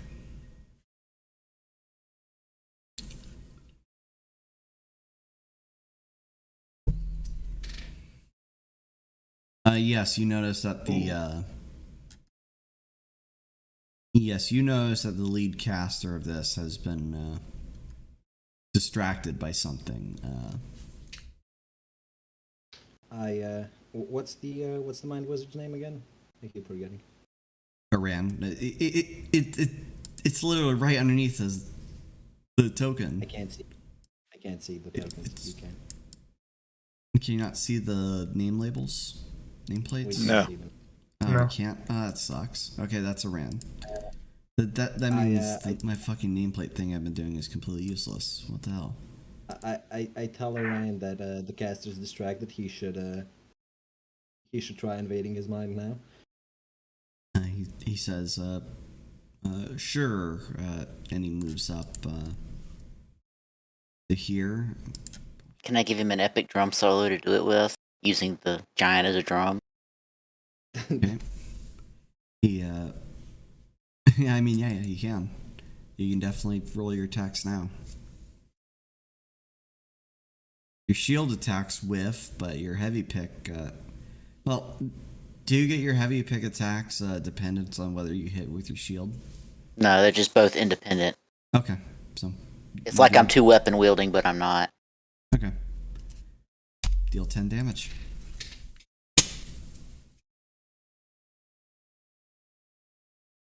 See, I'm not even gonna check your feats to see if that what actually is what happens, because there are far more overpowered things that you can do within the context of the rules. Well, it's a feat that you're not supposed to be able to get until level 12, and it requires like 5 different prerequisites, so that I can skip all that just because it's, Ranger. Yep. Ranger's good sometimes. Sometimes. Very specific rangers are occasionally good, yes. Alright, the fire aura of Vin and Rill pulses for another 2d6 fire damage to everyone within 20 feet of him. Do I need to roll the 2d6, or you do that? I'll roll a 2d6. 6 damage. The wizard just barely misses. It just barely misses the wizard. Yeah. And, melee guys again. All but that one Praetorian keeps continuing to disappoint. Praetorian MVP. Yep. Fucking ballers. Alright, and back here, the man with the tome waves his hand over his magical instrument, drawing fire from the letters there, and then holding it within the palm of his hand. He then projects it in Scoggins' direction, trying to hit with a fiery beam. Missing because of how dexterous and dodgeful Scoggin is. It just absolutely fucking whiffs. Yep. That is indeed how this day goes. Just all these missed attacks by this giant fire fucking god because he can't roll above 5. Well, it's not like our men can do a lot better. No, all Now but you that know how one, we feel 80% of the time. all but that one Praetorian, you mean, who has not missed a single attack. Yes, it's just the important characters who can hit. Yeah, the one person from the Astra Imperium that's contributing to this fight. I mean, Come what? on, cast it to pair of sticks at the thing. 6 sticks.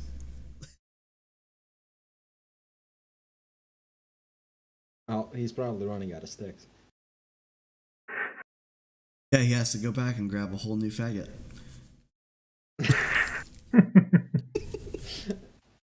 Different context considering it's the Roman Empire this is based off of. Well, technically it's not the Roman Empire, but Holy Roman Empire it's based off, so it's whatever. Late stage Rome. Same amount of faggots. Grabbing another faggot is completely... Okay, Sharan casts another spell. Let's see what one she now. More healing.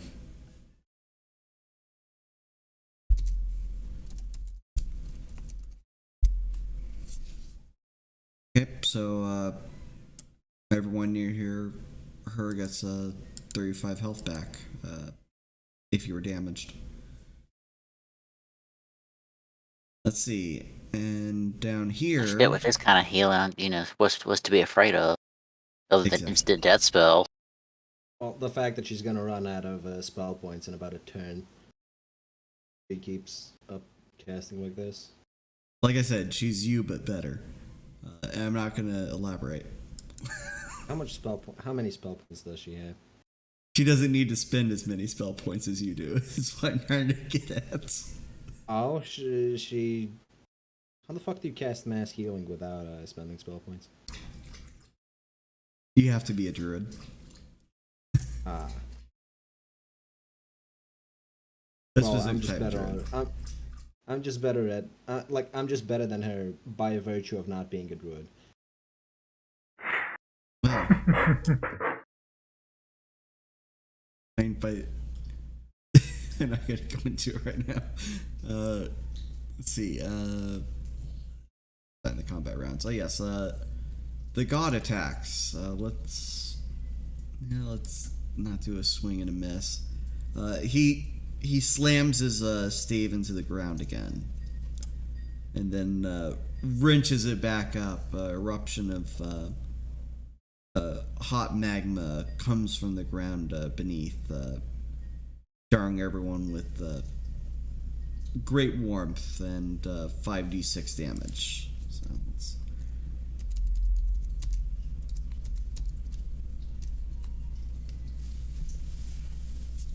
Do point out the ones that die. Oh yeah, I will. Which would be the usual suspects. These poor fucking people. But this time, it's not just these three. Oh no.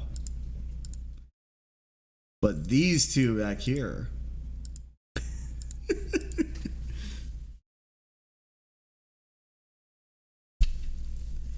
Mind if I fix that?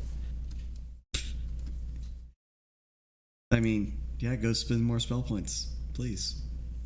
Be my guest. Gotta overcharge for this to hit all 5 of them. So I'm not just fatigued, I'm exhausted now. Yep. And add another 10 to that. Okay. So everyone is... Well, all 5 of these guys are back up. Nobody else gets healing. As much as I'd love to heal everyone else, they ain't dead. Yep. But everyone else is the ones contributing to damage, if you haven't noticed. That's true, but I can't just let people die because they're useless. I mean, if that were the case, I would have just left this fucking fight.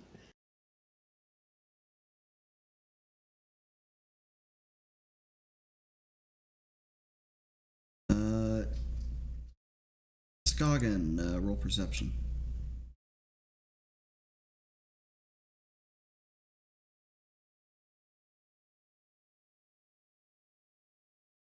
Okay, you notice that behind the the lead priest here, that you see that there were more cloaked figures that are now on the ground and in some way in still pain.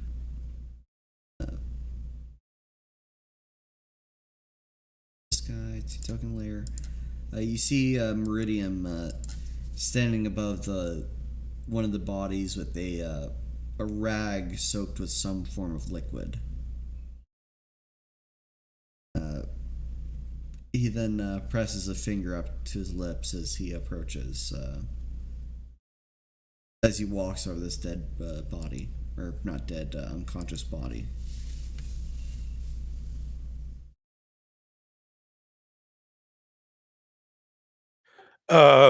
Skagen will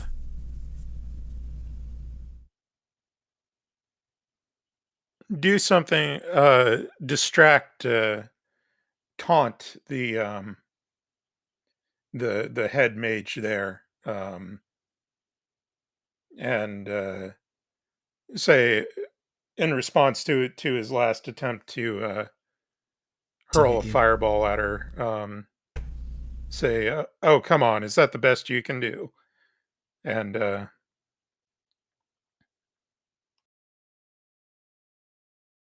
kind of uh, casually play with beat the flat of her sword against her empty hand. He says that you will pay for this soon enough, Elf Witch. We have much more. Oh, you will pay for this soon enough. A lot of talk there, fancy boy. Come on, why don't you do something about it? Why is he Indian, though? You will pay for this soon enough. Right, much like the god, he projects a line of flame before him, dealing this amount of fire damage if you roll reflex save. Yes.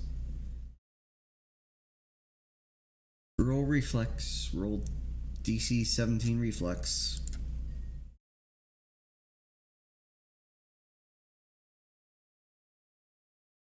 Skagen. Yeah, sorry, I was looking at her rogue abilities. I think there's stuff that helps with that. Yeah, evasion. If you beat the reflex, you're not taking any damage. Yep, you beat it. You dodge out of the way of the pillars of flame that rise up from the ground that try and consume you. You make it past them easily. You know, these guys back here are awfully, shall we say, lackadaisical in their job.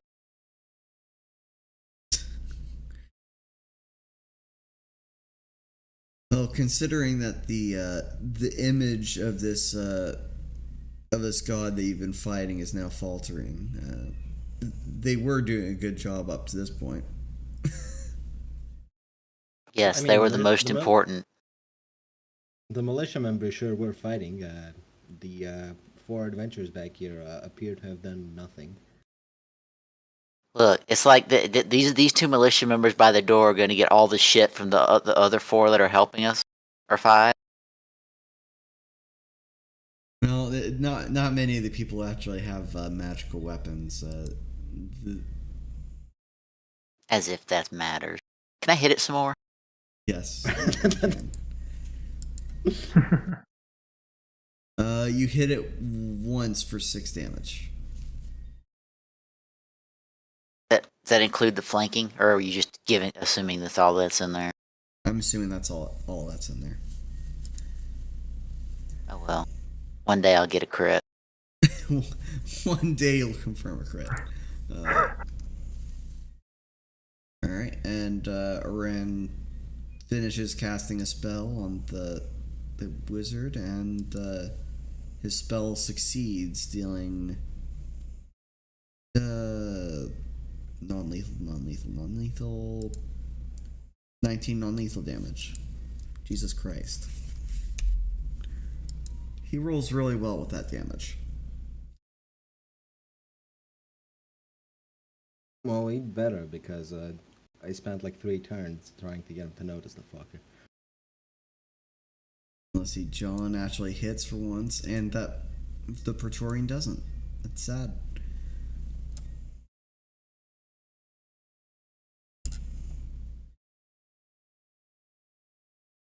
Because John does the least amount of damage of the trio. Okay.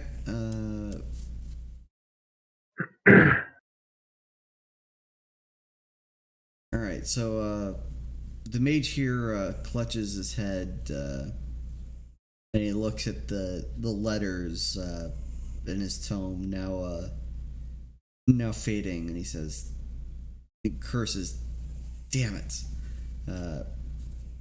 He then grabs a potion upon his body, swiftly imbibing the liquid within. Scoggin, you see his form fading right before your eyes. But in the process of him doing so, you see from the bushes, slightly to the right of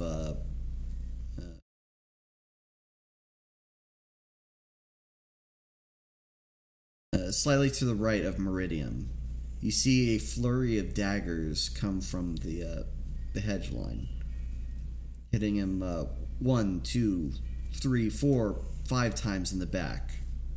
You hear pain as the now invisible body slumps forward. Five painted blades now embedded into his back.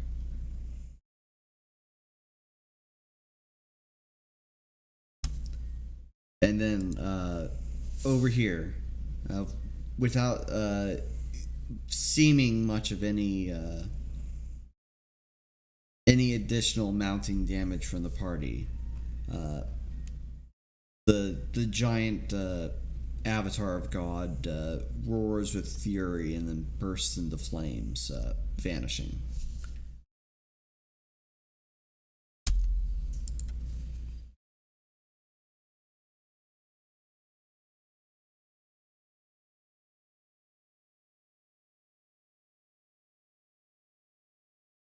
Meridian. Should I go and attempt to revive the wizard?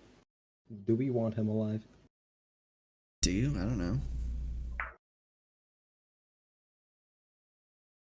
I mean, Varian would sooner go over there and just kick him.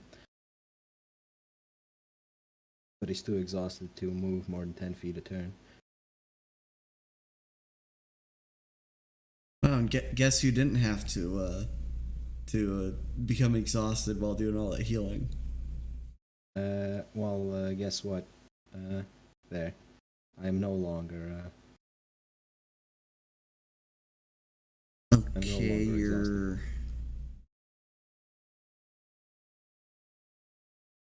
Alright, you've spent 7 magic doing what someone did with just 3, okay. Congrats. Oh, you know how it is. you go all out. Skagen prods the body of the dead mage with her sword and says, "Pathetic." Meridian says as he approaches, no normal mage can do that. Good work, by the way, he says, looking over Skagen's shoulder at the 2 bodies left in her wake. Haley the archer now appearing around that corner, her bowstring loose as she sees that all the combat back here was completed without any need for intervention. Noticing Meridian's handiwork, Scoggin says. You as well. It's a shame we couldn't have taken the lead one alive, but I suppose the others can be questioned for what they know. I rolled a heal skill to see if these two militia members are. They're beyond dead. saving. They're blackened and singed. I want to see if there's anything like if the resurrection spell is the only thing that can help them now. Their bodies are technically in one piece, but they hardly have skin on them. Well, that their remains are definitely smoking. That ain't good.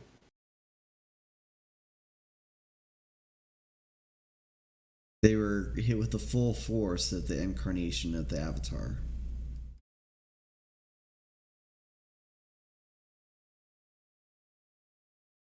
John strides about and he addresses the men that have stood to the plaza's defense, especially the ones that have been revived like 3 times this combat alone.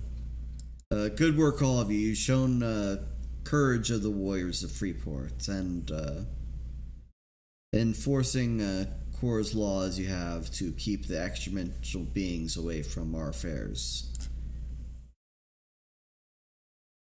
Were we in a tavern, drinks would be on me, but alas, we are within the halls of our host, and I believe she yet has drinks to spare.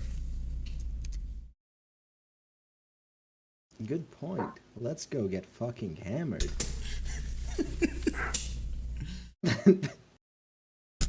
Alright, meanwhile, the militiamen straighten themselves out and they go to investigate what went on over here. The body of this guy vanishes after a moment. The daggers and all that were once protruding from his back.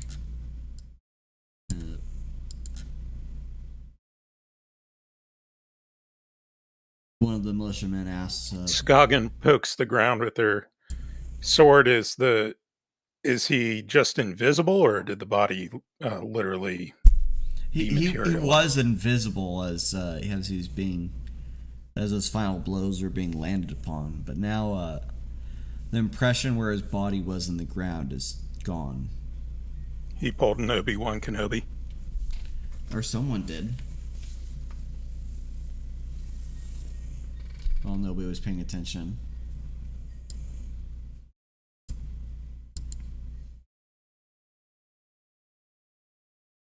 There's some good work and congratulations going on in the background up here while the other guys are coming forward to investigate. This militia man asks, what's been going on down here? I spied this mage from the balcony, and so I immediately set about sneaking around to come at him from behind. And Meridian here had the same notion as I did and came from the other side. And unfortunately, the lead mage seems to have disappeared, though we killed him. I left 2 of the other ones alive, but unconscious, so they might be questioned. I don't know. Are any of the ones that you subdued still breathing, Meridian? Yes, they're all subdued with a sleeping poison of my own creation. He says, putting back his soaked rag into one of his pouches. The guard... yes, the old Cosby special. Very nice. Not the Cosby special, because he didn't put it in their drinks. I mean, it was a drink at one point before he put it on the cloth. Yeah. The guard looks between the the two roguish types, and he asks Skagen, did the man address himself by any name or by any organization? He didn't mention his name that I caught. He said something about Orril. Meridium says, corrects, Ulril, I believe it was. Though that means all of these gods. As much. I know only nothing Jeb. to me. Only Jeb. The non-existent. Was that god. only John? Yeah, only John.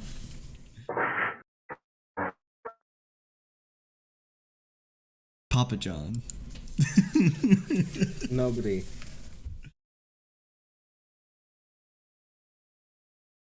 Better food, Well, better prices. Papa John. Better chain smokers.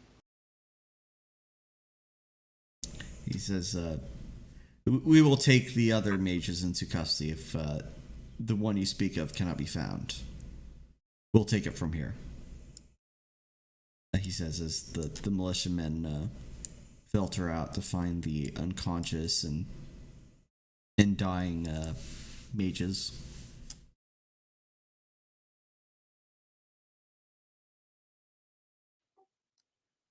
Skagen goes back over and picks up the sap that she dropped when she pulled out her sword. All right. And Meridian walks away from the scene. He sees Caster just stand there, and he just claps him on the shoulder. He says, good show, chap. And then walks by.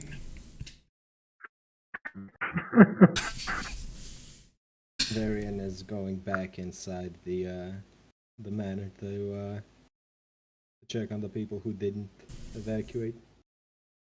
Okay. They're all dead mysteriously. It was a great distraction. I'm going to wash the soot off of my shit in the fountain. Okay. Let's see who coming back in. Let's see these. So, all right. So the adventurers come back.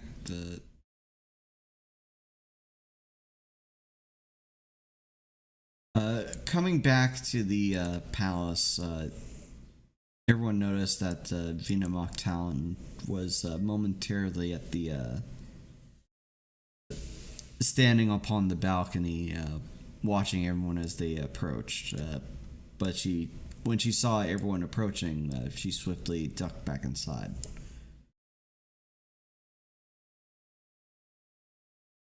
She now walks up to everyone across the throne room and says, brave adventurers, I thank you once more for your perilous trials in protecting the peace of our great city. Please do enjoy the rest of your evening.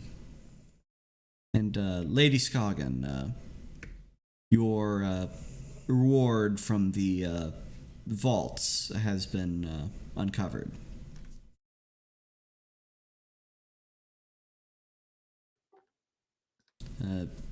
She says, and a servant now approaches with a parcel wrapped in cloth in hand, approaching and bowing before Vina. She turns away from Skagen momentarily and grabs his package, unwrapping it. Within is a set of fine-looking, a shirt of fine-looking chains. That Kinky. Strangely enough, though, the material doesn't seem to shine with all the lights and the torchlight in the room and the lanterns overhead. In fact, it seems to eat away at the light that touches it. Each of these chains is black as ink, as she holds it in her hand and hands it over to Skagen. Well, I believe the material is made out of some kind of mithril. Upon this shirt is enchantment of sorts that it seems to meld oneself with the shadows. It is in your hands that I leave this relic for all the good you have done for the city of Freeport. And I wish upon you many more years of service to come for your own prosperity. Okay, so what you get... Skagen accepts the gift and curtsies low and says, "Thank you, O Lord Mayor."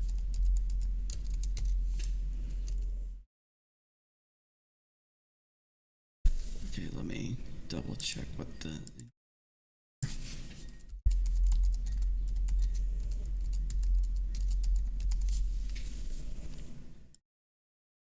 Okay,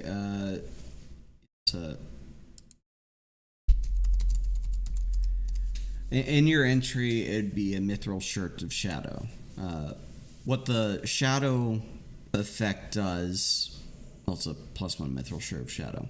What the shadow effect does is you get a +5 competence bonus on stealth checks whenever you're trying to hide. Cool.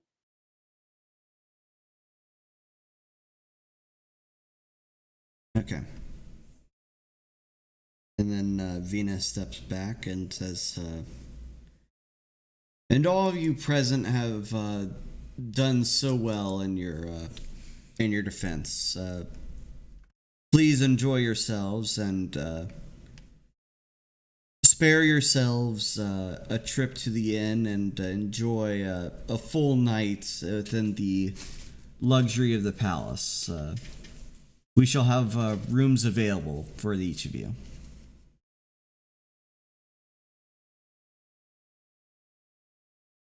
She says before pacing back up the room. She looks a couple of the looks both ambassadors in turn, and they move together toward her backroom office.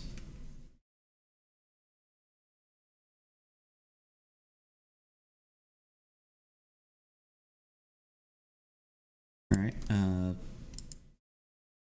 Anything else anyone wants to get addressed before we end the events of this evening?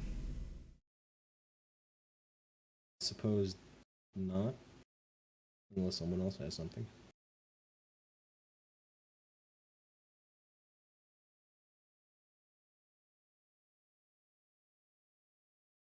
Okay.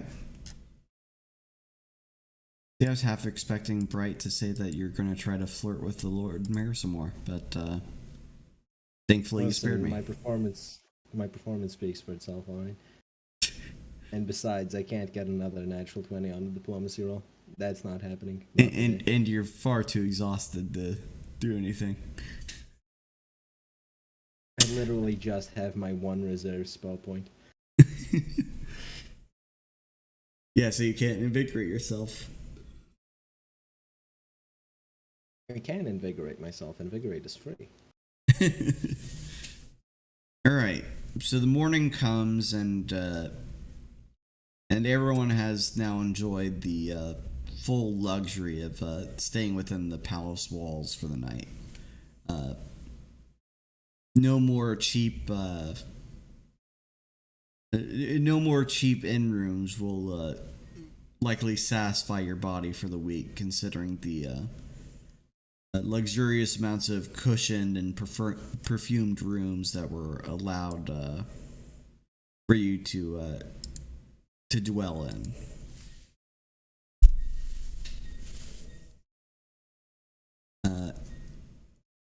In the morning, you are called to audience within the back office of Vina Moktalan. She addresses each of your your morning faces with politeness as she reveals a different robe than the one that she wore last evening, seeming to fully change out her garments with every day or every event, it seems. She asks, did you take your evenings well?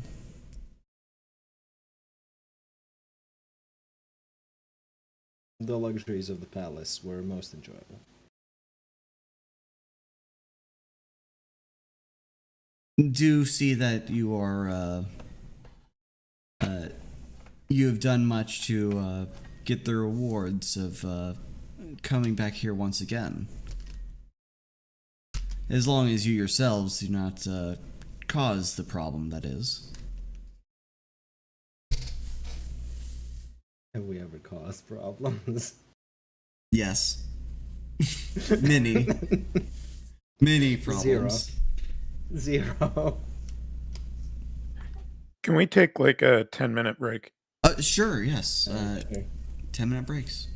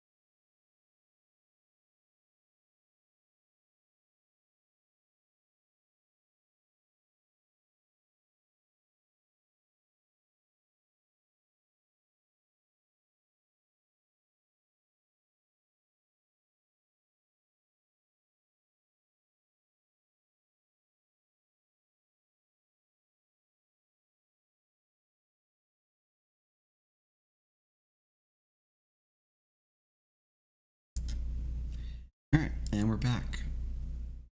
That was a quick break mid-sentence. Let me remember where I was.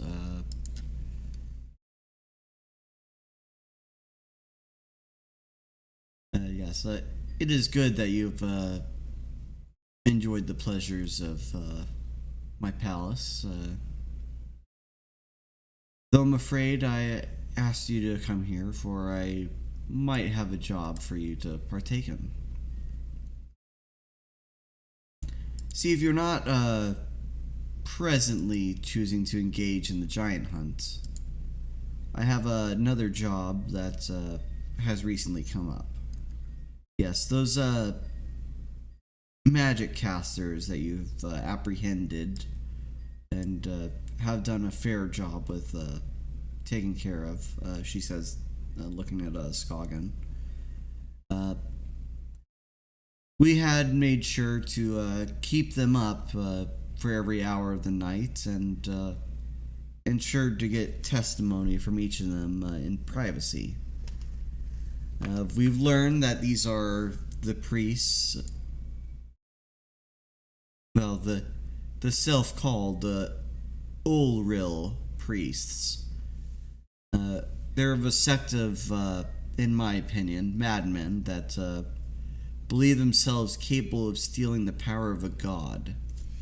And these priests have chosen the pantheon of Rill to steal their powers from. It is of great shock that they have come to my city and have begun assaulting it without provocation or intent or clear intents for valuables. I will see to it that these people are punished for such matters, and you people are well known for your dealing with conjurers in the past, are you not? Deal of Dark Elves does ring a bell in my mind. As she asks as a question. Well, Varian wouldn't know about this.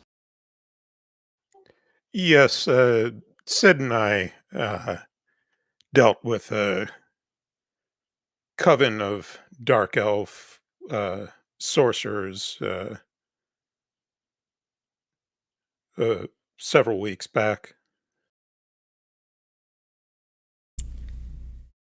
Well, considering that the level that those Dark Elves reached, you have done well, but these men have reached a level of proficiency that is currently unknown to most of the Tower of Mystics. I would like for these people to be dealt with in some way, shape, or form. And people close have told me that these priests have hailed from the mountains. Some settlement within that they have a monastery set up to performing blasphemies against a god's name to draw their ire to sap their powers for themselves.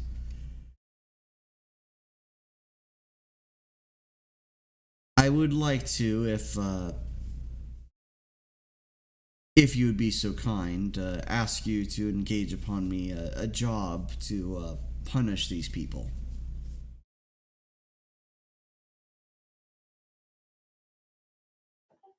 Of course, Lord Mayor. Do you know these mountains they are said to be hiding in? Or is it the mountains to the south and west, or the mountains to the north of Freeport? The northern mountains, the mountains that pierce into the shared domains of Diarnes and the Aster Imperium. Though I do believe that the settlement that these men hail from is somewhere on the Aster Imperium side of that mountain range.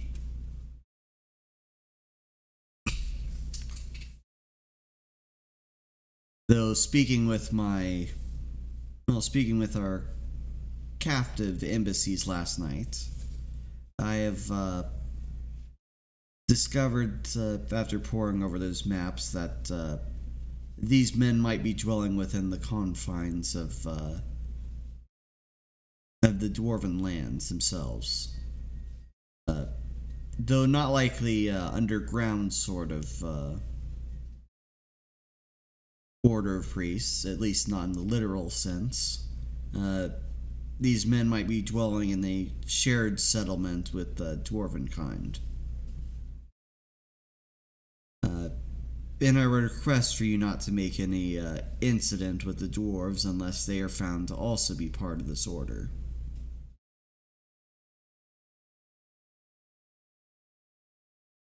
And if Have you don't- spoken with either the Astran ambassador or the Dwarven ambassador about these matters, Lord Mayor?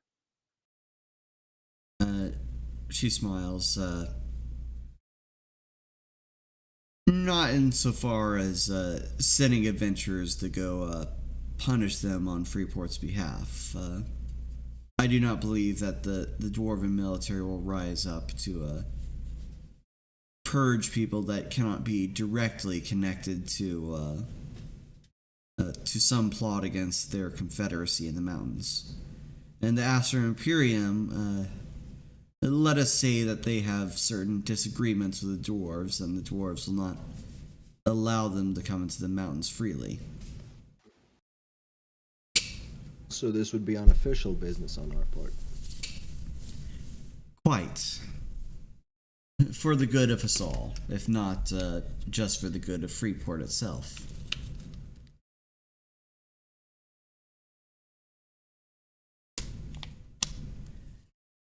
And another matter has come to my attention. Speaking of the representative of Aster Imperium, I've heard that he has offered a job of kind to your people, to engage with his expedition to find that sunken temple in the sands. I will refer to it as such. As it is a architectural relic of ages long past within my domain, but I do not want to expend the funds to search for it myself. I gave tacit approval for him to continue such an expedition. However, I do not wish for him to find whatever treasures are within, or take back the glory of doing so to his to the Aster Imperium itself. If I might ask you to engage in some dishonorable subterfuge, that you take up his offer and guide him in a way that he will not find such a temple. And I will reward you handsomely for this. Indeed. In fact, I had wondered when you said that these cultists were in the northern mountains, if it might have something to do with this temple that my party and I had come across several weeks ago. But the temple we found was on the western side of the mountains, not on the eastern side. I am highly certain that none of these matters are entirely connected.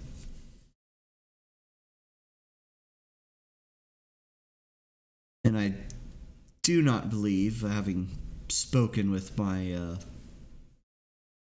my captain who has received your information upon that tower, and the mystics of the tower, that that tower that you found within Orcish lands cannot possibly be the location of this temple.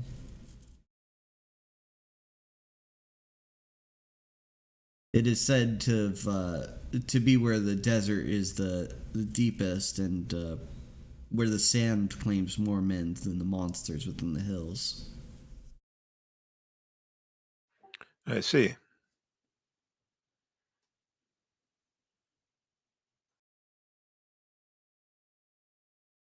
Now, I feel like the yeah.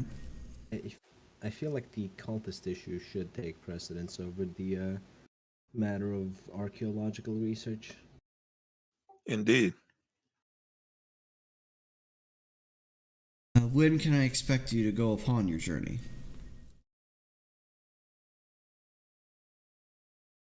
I need to take a week to recollect and to establish at least the basics of the temple you shall be providing. Yes, I shall have more details with you as the situation progresses.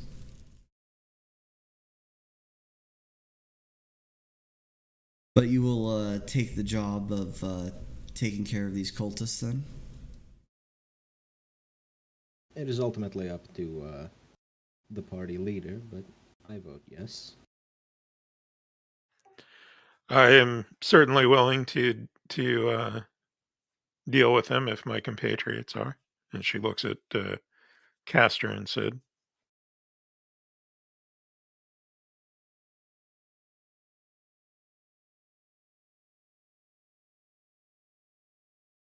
Castor says that I need some time to prepare my new location in the Ridge District. I will probably move my apprentice there also, so he can run things while I'm absent. As with Sir Varian, I will keep you updated as the situation develops, but your location is much easier to establish. I will likely have some news for you on the morrow.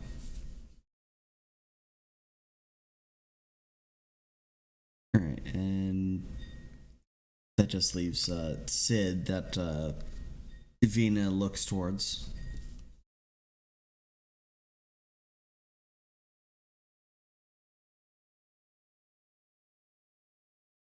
But how, you asking, or she wants to know what I require when I can head out again?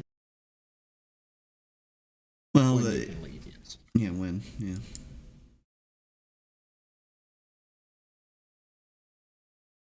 I'm ready to do whatever needs to be done, my Lord Mayor.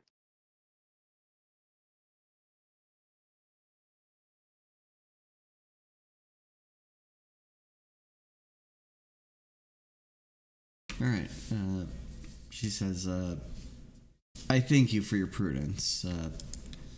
When it comes time for you to depart, I shall send you a purse for whatever supplies you'll need for the journey.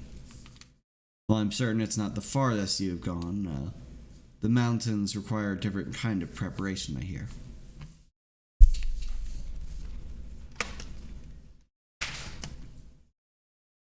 I thank the lot of you for your heroism, and you may be dismissed.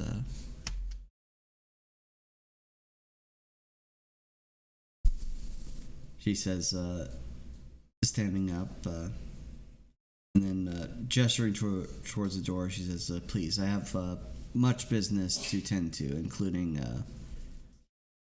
obtaining the property for your people.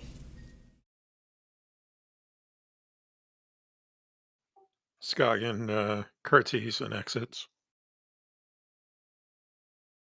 Varian follows Skagen. So And with it that, was you're- so tempting to say. It was so tempting to say, "What do you mean, you people?" I'm glad you've restricted yourself to this very moment. Alright, any immediate pressing business that your characters need to do this day, or do you want to go ahead and end the session now?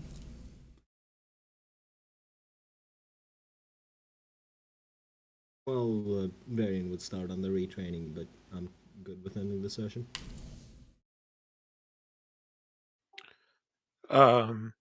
We can end the session. Skagen would probably seek out Melchior and ask him if he had any information on the cultists. Okay, yeah, we can go ahead and get that done here. Yep. So once more, you're returning to that great location in East Freeport under the dock. It is midday by the time that you approach. The smells in the air make you wishful that you're back at the palace, but I digress. You head underground towards the bar, and there seems to be a much denser crowd than there is normally, including Meridian and Haley, both enjoying drinks there this early in the evening.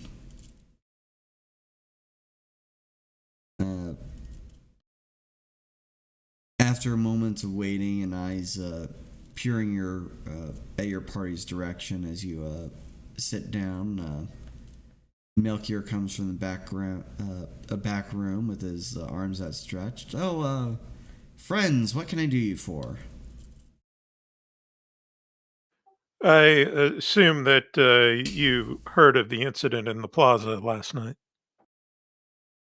Oh yes, I've heard terrible tales of a giant having breached the city walls and killing 2 men, and some other fantastical stories of that effect. What did happen, by the way?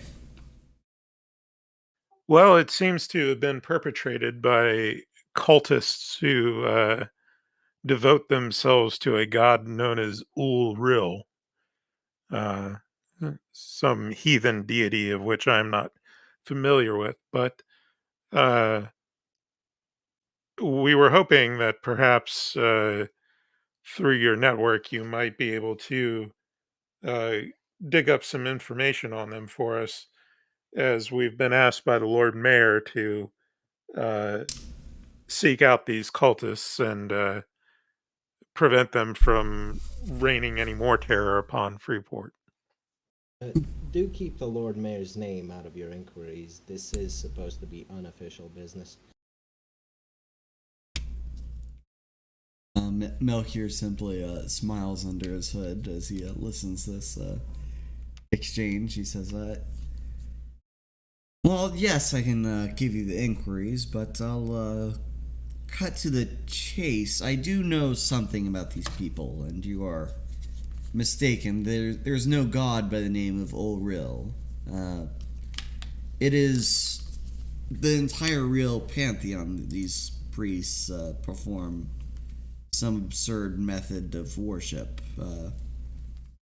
We have provided services to these kinds in the past, providing them altars and symbols for them to blasphemize. Clearly above board trades, to be honest. These priests, I think they call them elsewhere, they're stricken with a great sense of madness from what I hear. And this particular variety is the Ul-Ril priests, I believe. Which means they take from Ril, that they're not... they're choosing to do the opposite of worship.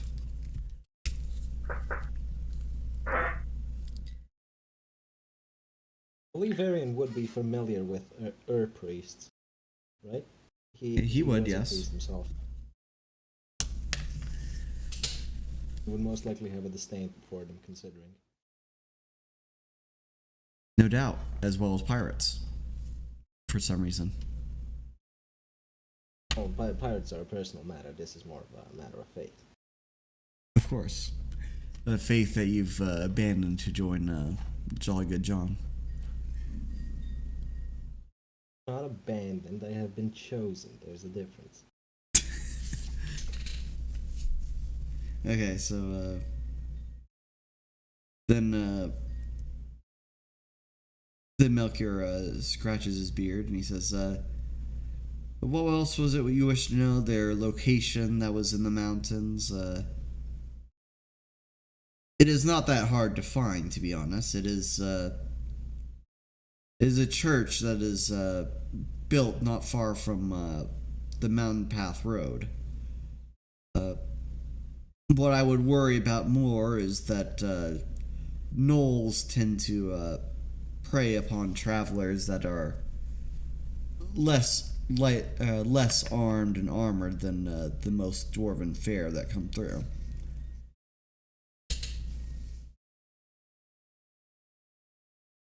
I see. And the cultists themselves, do you have any idea of their strength of numbers or what kind of arms they might be equipped with? Melchior slightly shrugs. No more well armed than an average gang in an urban city. Though I imagine they have a couple of people that they would pay to serve as more armed guards to keep the aforementioned gnolls away.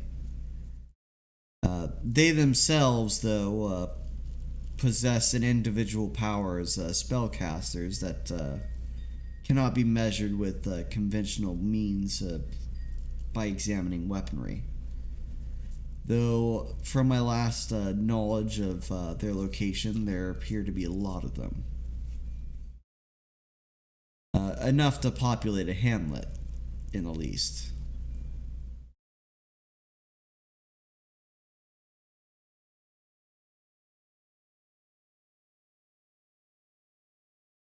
I see. And would our dealing with these cultists, how should I put this, cause any unwanted complications for our friend? Because we would not want to uh, cause problems for our good friend Melchior, of course. He smiles and laughs to himself. Thank you for keeping us in consideration, Lady Scoggin. While we have dealings with them in the past, we have had a run of poor fortune on their end that caused them to be unable to keep a contract with us for very long. So they are free to deal with as you please. Though if you do find any wealth that is marked by Gil's guiding hand, do please keep your good old friend Melchior in mind and return those belongings. Indeed. That reminds me, I should commend your apprentice. He has shown considerable talent, not just yesterday, but during the giant hunt as well. He looks over to Meridian that is drinking at the bar, pretending not to be listening, and says, I'm certain he knows, and thank you for passing on the message for him.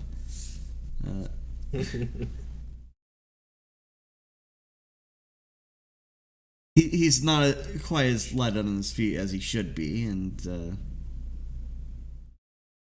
he just barely dealt with things on his own. I'm quite certain.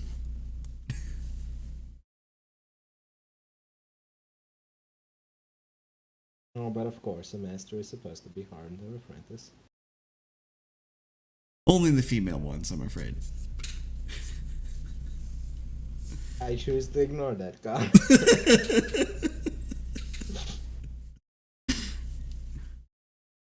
He then gives everyone a wave. He says, "Do enjoy some drinks, and have a good evening, friends." He says before dismissing himself to go into one of the back rooms for his own businesses. I suppose that business is with female apprentices. Not today, it isn't. All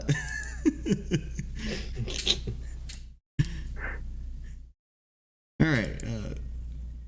He is a master of sleight of hand. I choose to ignore that comment. Okay. Yeah. So, is there any other business that comes to mind? The John business, but I think that would most likely take up too much time, right? Yes. Well, it wouldn't take too much time. It would just be out of place considering what business you do. We can go over that within like the first 30 minutes of our skipping about town stuff next session. I suppose Skagen would probably also have to go over to the Astron ambassador and explain to them that she'd have to delay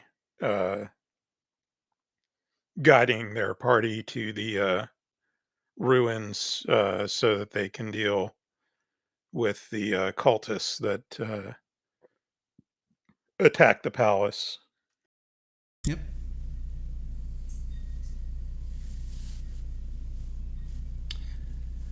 All right, and with that, we're all good for this session. Thank you, everyone, for watching, if you are watching, and thanks to the players